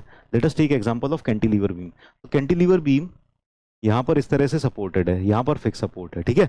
अब इसके ऊपर फोर्स लग रही है, लेट अस से ये रही फोर्स, ठीक है, ये फोर्स लग रही है। तो क्या इस फोर्स की ऐसी टेंडेंसी होगी, अगर मैं इस सेक्शन पर देखूं, तो क्या ये इतने हिस्से को बाकी के हिस्से से स्लाइड करने की टेंडेंसी है, इसकी वजह से स्लाइड करने की टेंडेंसी है कि यहां से ये वाली जो फोर्स है इतने पार्ट को कट करके नीचे ले जाए, है ना, ऐसे स्लाइड करवा दे, ऐसे स्लाइड करवा दे। क्या इस फोर्स की ऐसी टेंडेंसी है, ये इसको स्लाइड करवा दे, यस और नो, जल्दी बताओ। ये इसको स्लाइड करवा दे, इसकी ऐसी टेंडेंसी है क्या? कलर मत किया करें, चलो कलर नहीं करेंगे आगे से, आंखों में चुभता है क्या कलर, है ना। तो इस वाली फोर्स की ऐसी टेंडेंसी है कि ये इसको बाकी बीम के रिस्पेक्ट में स्लाइड करा दे, है ना, शियरिंग करा दे, कट करा दे। तो ये वाली जो फोर्स है ये शियर फोर्स हो गई ना, ये शियर फोर्स हो जाएगी, ठीक है। अब दूसरी फोर्स में लगाता हूं, यहां पर लगा दी, मान लो मैंने पी डैश फोर्स लगा दी। क्या ये पी डैश की ऐसी टेंडेंसी है, इसको आप भूल जाओ, इसको नहीं देख रहे हैं हम ये पी डैश को देख रहे हैं। तो क्या ये पी डैश वाली फोर्स की ऐसी टेंडेंसी है कि ये इसको यहां से स्लाइड करा दे, या पी डैश की ऐसी टेंडेंसी है कि ये इसको खींच ले? पी डैश की क्या टेंडेंसी है, इसको ऐसे खींच ले या स्लाइड करा दे? स्लाइड कराने की टेंडेंसी है क्या? स्लाइड तो नहीं कराएगा ये पी डैश स्लाइड नहीं कराएगा। पी डैश जब स्लाइड नहीं कराएगा, ठीक है, तो ये शियर में कंट्रीब्यूट नहीं कर रहा, इसकी वजह से यहां पर शियर डेवलप नहीं होगा। शियर किसकी वजह से डेवलप होगा? इस पी फोर्स की वजह से। तो इस सेक्शन पे जो जो शियर फोर्स आ रहा है वो किसके बराबर हो जाएगा, इस सेक्शन पे जो फोर्स आ रहा है शियर फोर्स, वो किसके बराबर हो जाएगा, इसी पी के बराबर हो जाएगा। ठीक है, अब यहां पर मान लो मैंने एक फोर्स और लगा दी पी डबल डैश। ठीक है, आप ध्यान से देखना, यहां पर एक फोर्स और लगा दी P double dash. P double dash मैंने फोर्स लगा दी, टूट जाएगा या नहीं टूटेगा वो तो मजबूती पर डिपेंड करेगा कितना मजबूत है, लेकिन टेंडेंसी तो है ना कि ये कोशिश जो कर रहा है ना, भले ही सफल ना हो पाए लेकिन कोशिश तो कर रहा है यहां से शेयर कराने की। अब इस वाले सेक्शन पे फिर से देखो आप, ये वाले सेक्शन पर कितनी ऐसी टोटल फोर्स है जो इतने हिस्से को इस हिस्से के कंपैरिजन में शेयर कराने की टेंडेंसी रख रही है। कितनी फोर्स है, कितनी फोर्स है, P plus P double dash हो गई ना, P plus P double dash हो गई, यस और नो। इस वाले सेक्शन पर शेयर कराने की जो टेंडेंसी है वो कितनी फोर्स की है, इन दोनों की मिला के है कि नहीं।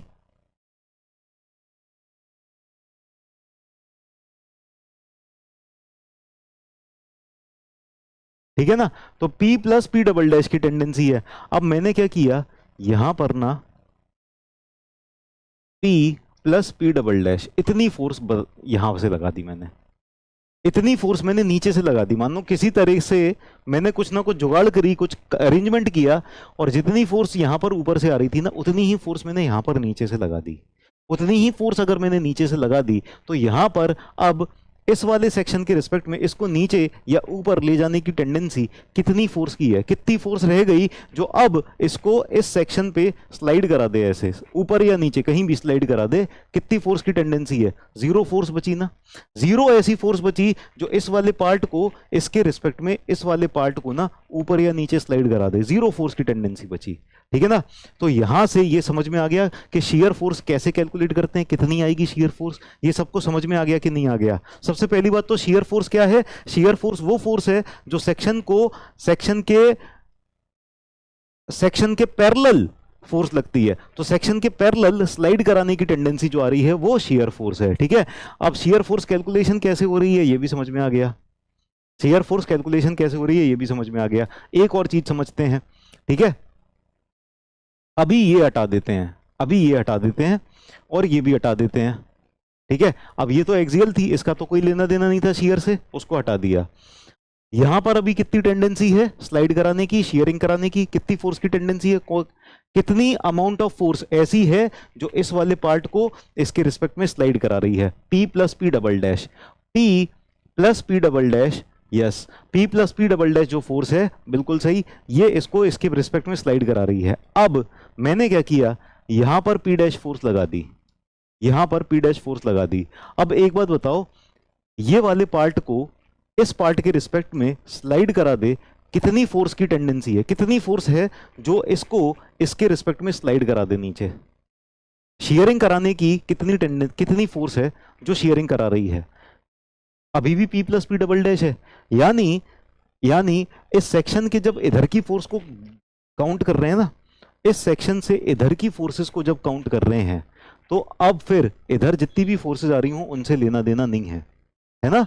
जो शियरिंग करा रही होगी वो सिर्फ एक ही तरफ की फोर्स करा रही होगी, शियरिंग। ठीक है, तो P plus P double dash ही है जो शियरिंग करा रही है, यस और नो। ठीक है, ये P डैश का लेना देना ही नहीं है। जब हम यहां पर इसको ऐसे पकड़ के बैठे हैं तो देख, यहीं से तो काउंट करेंगे ना, देखेंगे कि कितनी टोटल फोर्सेस आ रही हैं जो इसको यहां से नीचे ले जा रही हैं इसके रिस्पेक्ट में। समझ में आ गया? ठीक है, तो जब शियर फोर्स आप कैलकुलेट करने जाओगे तो कैलकुलेट उस सेक्शन पर, मान लो आपको शियर फोर्स कैलकुलेट करनी है तो या तो आप सारी की सारी राइट साइड की फोर्सेस को कैलकुलेट कर लोगे, या तो आप सारी की सारी राइट साइड की फोर्सेस को कैलकुलेट कर लोगे, या फिर उस सेक्शन से सारी की सारी लेफ्ट साइड की फोर्सेस को कैलकुलेट कर लोगे। दोनों तरफ से आंसर बराबर आएगा। बराबर क्यों आएगा? क्योंकि लेफ्ट साइड से जितनी फोर्स आ रही है, राइट साइड से जितनी फोर्स आ रही है लेफ्ट साइड से भी उतनी ही फोर्स आएगी, तभी इक्विलिब्रियम रहेगा। ठीक है ना, यहां से जितनी फोर्स आ रही है यहां से भी उतनी ही फोर्स मिलेगी, तभी इक्विलिब्रियम रहेगा, अदरवाइज इक्विलिब्रियम मेंटेन नहीं रहेगा। तो वाई डायरेक्शन में इक्विलिब्रियम को मेंटेन करने के लिए इस सेक्शन से चाहे इधर की सारी फोर्सेस को कैलकुलेट कर लें वो भी शियर फोर्स के बराबर होगी, चाहे इस सेक्शन से इधर की सारी फोर्सेस को कैलकुलेट कर लें वो भी शियर फोर्स के बराबर होगी। ठीक है ना, तो इस तरह से आप शियर फोर्स कैलकुलेट कर सकते हो। तो शियर फोर्स की टेंडेंसी क्या है? शियर फोर्स कैसे एक्ट करेगी? क्रॉस सेक्शन के पैरेलल एक्ट करेगी। हमेशा शियर फोर्स क्रॉस सेक्शन के पैरेलल एक्ट करेगी। शियर की टेंडेंसी क्या है? शियर की टेंडेंसी है स्लाइड करा देने की, है ना, सेक्शन को इस तरह से स्लाइड करा देने की, ठीक है ना, वन साइड से। अब कैलकुलेशन कैसे किया जाएगा? Shear force at a section is the resultant of all transverse forces. कौन सी फोर्सेस? ट्रांसवर्स फोर्सेस, सारी की सारी ट्रांसवर्स फोर्सेस। तो हमने पहले ही लॉन्गिट्यूडनल फोर्स को तो पिक्चर से आउट ही कर दिया। लॉन्गिट्यूडनल फोर्सेस का शेयर से कोई लेना देना नहीं है, ठीक है ना। तो शेयर केस कौन सी होंगी? सारी की सारी ट्रांसवर्स फोर्सेस। और ट्रांसवर्स मैंने बता दिया था कैसी होती हैं, लेंथ के जो परपेंडिकुलर लग रही होंगी, ये सारी ट्रांसवर्स फोर्सेस हैं, ठीक है ना। तो एक्सेस के जितनी भी ट्रांसवर्स फोर्सेस लग रही हैं, तो जिस सेक्शन पर आपको कैलकुलेट करना है, तो आइदर टू द राइट और to the left of the section आप क्या करोगे? उनका रिजल्टेंट ले लोगे, रिजल्टेंट ले लोगे। तो जो भी रिजल्टेंट मिल गया वही शियर फोर्स हो जाएगा। तो अगर हम सारी की सारी राइट साइड की फोर्सेस का रिजल्टेंट ले लें, फोर्सेस का रिजल्टेंट ले लें, वो यहां पर शियर फोर्स आ जाएगी। या फिर सारी की सारी लेफ्ट साइड का फोर्सेस का रिजल्टेंट ले लें, वो यहां पर शियर फोर्स आ जाएगी। ये चीज क्लियर है? ये चीज क्लियर है? रियल लाइफ एग्जांपल तुमको बीम का चाहिए या फिर लोड का चाहिए या शियर का चाहिए? बीम तुमने देखी नहीं है, पुल वगैरह नहीं देखे? बीम तो निकली हुई देखी होंगी, घर बनते रहते हैं,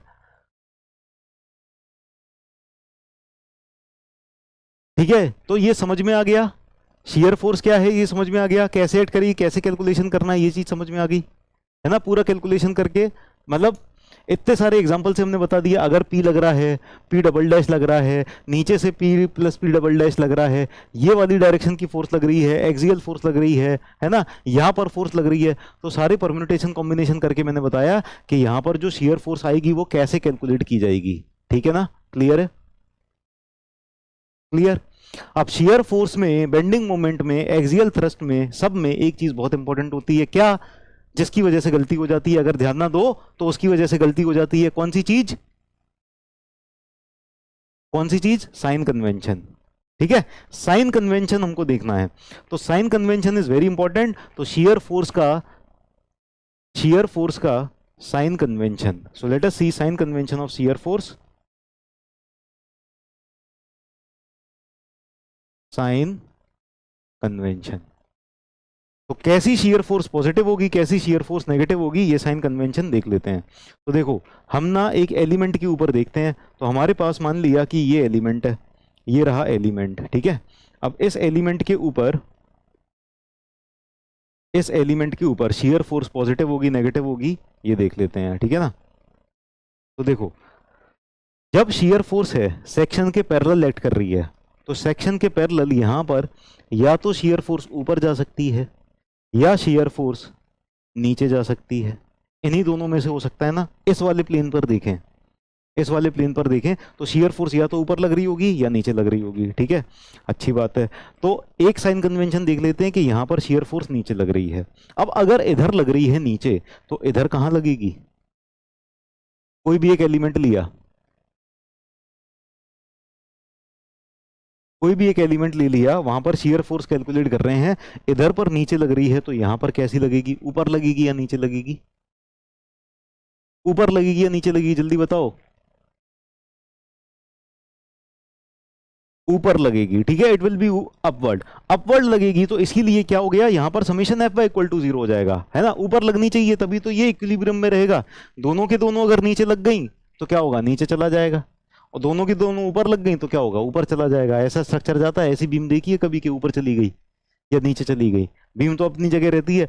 तो एक तरफ फोर्स क्या होगी? नीचे, दूसरी तरफ ऊपर, है ना। अब इसका उल्टा साइन कन्वेंशन यहां पर क्या हो जाएगा? इसका उल्टा यहां पर ऐसा हो जाएगा कि इधर पर ऊपर, इधर पर नीचे। अब देखो, बहुत सारे लोग क्या कहते हैं इसको याद कराने का तरीका, कि अगर राइट साइड की फोर्स नीचे है और लेफ्ट साइड की ऊपर है तो पॉजिटिव, ठीक है। अभी पहले मैं बता देता हूं कि कौन सी पॉजिटिव है कौन सी नेगेटिव है। ये वाली पॉजिटिव है, this is positive, this is negative, ठीक है। अब याद करवाने का तरीका या समझाने का तरीका, कई लोग कैसे करते हैं कि राइट साइड की तरफ नीचे, लेफ्ट साइड की तरफ ऊपर तो पॉजिटिव, या फिर राइट साइड की तरफ ऊपर, लेफ्ट साइड की तरफ नीचे तो नेगेटिव। ऐसे क्या है, कंफ्यूजन हो जाता है, याद रहता नहीं, ठीक है। एटलीस्ट मुझे तो याद नहीं रहता। तो मैं कैसे याद कराता हूं? याद करने का सिंपल सा तरीका है कि अगर इस मटेरियल का रोटेशन क्लॉकवाइज हो रहा है, इन दोनों की वजह से, ठीक है, एक ऊपर एक नीचे हमेशा ही रहेगा। जब एक ऊपर एक नीचे हमेशा ही है और ये दोनों मिलके अगर घड़ी के कांटों की डायरेक्शन में घुमा रहे हैं, क्लॉकवाइज रोटेशन करा रहे हैं, तो ये वाला साइन कन्वेंशन क्या हो जाएगा, ये पॉजिटिव हो गया। और ये दोनों मिलके एक ऊपर एक नीचे इस तरह से है, ये एंटी क्लॉकवाइज रोटेशन करा रहे हैं। जब ये एंटी क्लॉकवाइज रोटेशन करा रहे हैं तो नेगेटिव हो गया। ठीक है ना, याद करना आसान है कि नहीं है। क्लॉकवाइज रोटेशन हो रहा है दोनों की वजह से, क्या हो गया, पॉजिटिव। एंटी क्लॉकवाइज रोटेशन हो रहा है दोनों की वजह से, क्या हो गया, नेगेटिव। ठीक है ना, सो क्लॉकवाइज इज पॉजिटिव, तो क्लॉकवाइज पॉजिटिव है, क्लॉकवाइज पॉजिटिव, तो इसको ऐसे बना लो, ऐसे थोड़ा सा याद रहेगा। क्लॉकवाइज, क्लॉकवाइज जा रहा है, पॉजिटिव हो गया। यहां पर ऐसे बना लो, एंटी क्लॉकवाइज, एंटी क्लॉकवाइज, तो ये हो जाएगा negative. Clockwise positive, anti clockwise negative. समझ में आ गया, कोई दिक्कत? तो शियर फोर्स का साइन कन्वेंशन में किसी को कोई दिक्कत है? शियर फोर्स का साइन कन्वेंशन कैसे डिसाइड होगा? क्लॉकवाइज अगर जा रहा है, इन दोनों शियर फोर्स, इन दोनों फोर्सेज ने जो सेक्शन से पैरेलल लग रही हैं, सेक्शन से पैरेलल लगती हुई दोनों फोर्सेज ने अगर इसको क्लॉकवाइज रोटेट कराने की कोशिश करी, करा तो नहीं पाएंगे लेकिन कोशिश तो कर रहे हैं, तो क्लॉकवाइज रोटेट कराने की कोशिश कर रहे हैं तो क्या हो जाएगा, पॉजिटिव। और एंटी क्लॉकवाइज रोटेट कराने की कोशिश कर रहे हैं तो क्या हो जाएगा, नेगेटिव हो जाएगा। ठीक है, अब ये बता दो कि ये वाली जो फोर्स है, ये जो पी फोर्स दिखाई दे रही है यहाँ पर, इसकी वजह से यहाँ पर पॉजिटिव आएगा, नेगेटिव आएगा? ये वाले सेक्शन पर इसकी वजह से, इस फोर्स की वजह से पॉजिटिव आएगी शियर फोर्स, के नेगेटिव आएगी? सब लोग बताएंगे।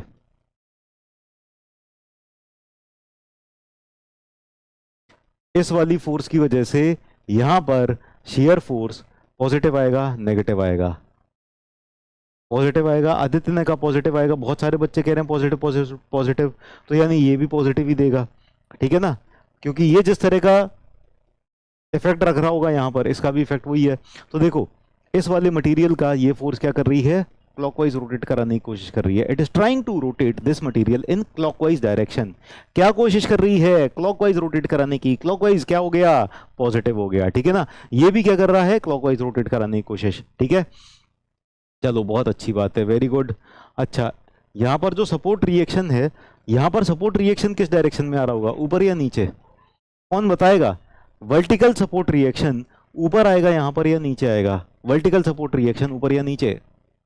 यहां पर जो वर्टिकल सपोर्ट रिएक्शन आएगा वो आएगा ऊपर ऊपर ऊपर ऊपर ऊपर ऊपर, है कि नहीं, ऊपर ही आएगा ना। तो यहां पर जो वर्टिकल सपोर्ट रिएक्शन आएगा वो ऊपर आएगा। तो ये जो ऊपर वर्टिकल सपोर्ट रिएक्शन आ रहा है, ये इस वाले सेक्शन पर किस तरह की शियर फोर्स लगाएगा? ये वाला जो सपोर्ट रिएक्शन आ रहा होगा, ये इस वाले सेक्शन पर किस तरह की रिएक्शन लगाएगा? ये लगाएगा क्लॉकवाइज, क्लॉकवाइज ही आएगा। इसकी वजह से यहां पर जो सपोर्ट रिएक्शन आएगा, यहां पर सपोर्ट रिएक्शन ऊपर की तरफ आएगा ना, तो इसकी वजह से भी क्लॉकवाइज आ जाएगा। तो यहां से भी पॉजिटिव ही मिलेगा कि नहीं मिलेगा? यहां से भी आपको पॉजिटिव ही मिलेगा। ठीक है ना, अगर इस पी डैश को हटा दिया जाए, ठीक है ना, तो इस केस में आपको, चाहे आप यहां से कैलकुलेट कर लो, चाहे आप यहां से कैलकुलेट कर लो, आपका आएगा पॉजिटिव ही। ठीक है, और क्या मैग्नीट्यूड भी बराबर आएगा? मैग्नीट्यूड बराबर आएगा कि नहीं आएगा? तो यहां पर जो वर्टिकल सपोर्ट रिएक्शन आ जाएगी वो P plus P double dash के बराबर ही तो आ जाएगी। तो आप शियर फोर्स चाहे यहां से कैलकुलेट कर लो, P plus P double dash ही आएगी और पॉजिटिव ही आएगी। फिर आप चाहे यहां से कैलकुलेट कर लो, यहां पर जो रिएक्शन आ रही है वो P plus P double dash ही आ रही है और इसकी वजह से भी पॉजिटिव ही आएगा। ठीक है ना, समझ में आ गई सबको बात? सबको क्लियर है? सबको क्लियर है तो जरा दिल बना दो, चैट बॉक्स में जरा दिल सा तो बना दो। अगर क्लियर हो गई है बात तो चैट बॉक्स में जरा दिल बना दो। तो यहां पर जो सपोर्ट रिएक्शन आ जाएगी, सपोर्ट रिएक्शन लेट अस से ये पॉइंट ए था, तो आर ए हमारे पास कितना हो जाएगा, आर ए हो जाएगा P plus P double dash. ठीक है, क्वेश्चन कराएं? बिल्कुल कराते हैं क्वेश्चन। पहले इतना समझना जरूरी था कि नहीं था? क्वेश्चन करने से पहले इतना समझना जरूरी था, समझ लिया? ठीक है, तो अब क्वेश्चन करते हैं, लेट अस सॉल्व क्वेश्चंस। ठीक है, चलो क्वेश्चंस करते हैं।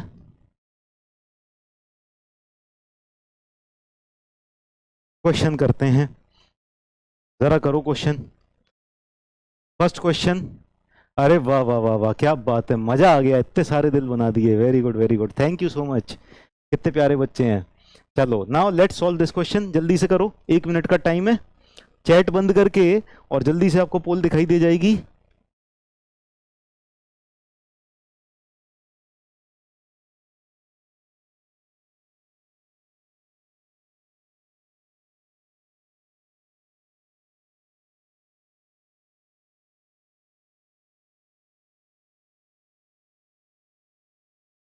पोल नहीं आ रहा तो कोई बात नहीं, अगर पोल नहीं आ रहा है ना तब भी आप कमेंट कर दो, ठीक है, कमेंट कर दो, मुझे तो कमेंट दिखाई दे रहे हैं, कमेंट कर दो, कोई दिक्कत नहीं है, कमेंट दिखाई दे रहे हैं, कमेंट से ही हम देख लेंगे।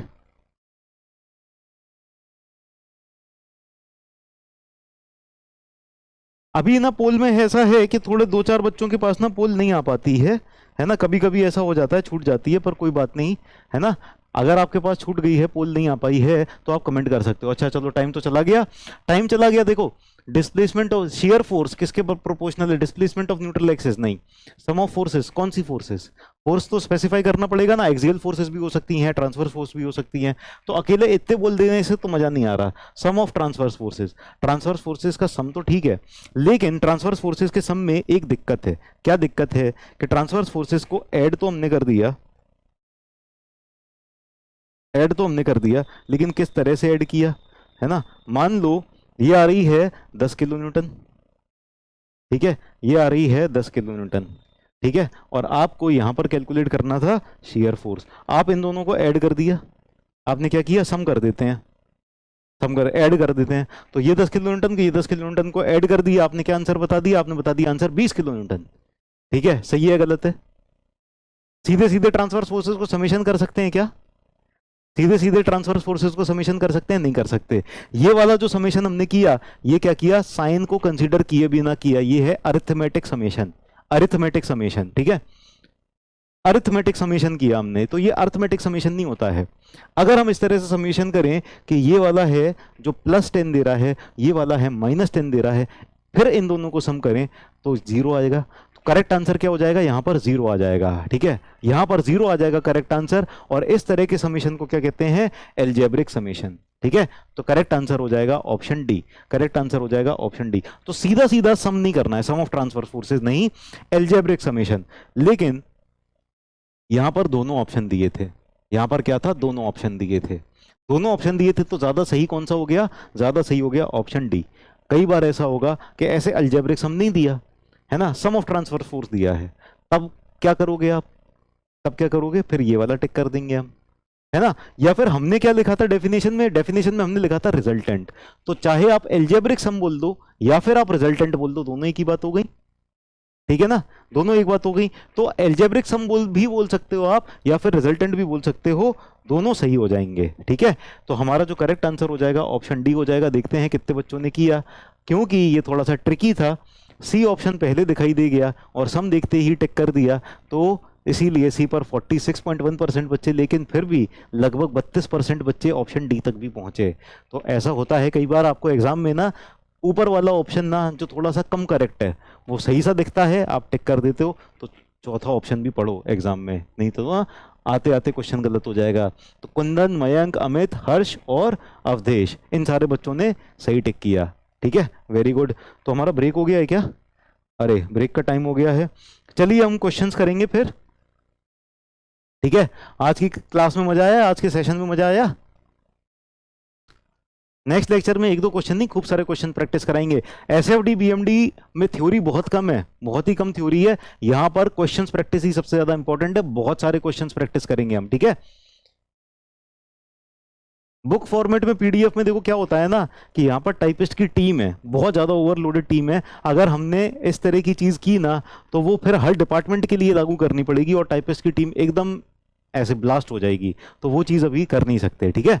तो चलिए अभी का सेशन खत्म करते हैं, मिलते हैं अगले सेशन में, 8 बजे से शुरू होगा। Bye bye, tata, take care, see you in the next class.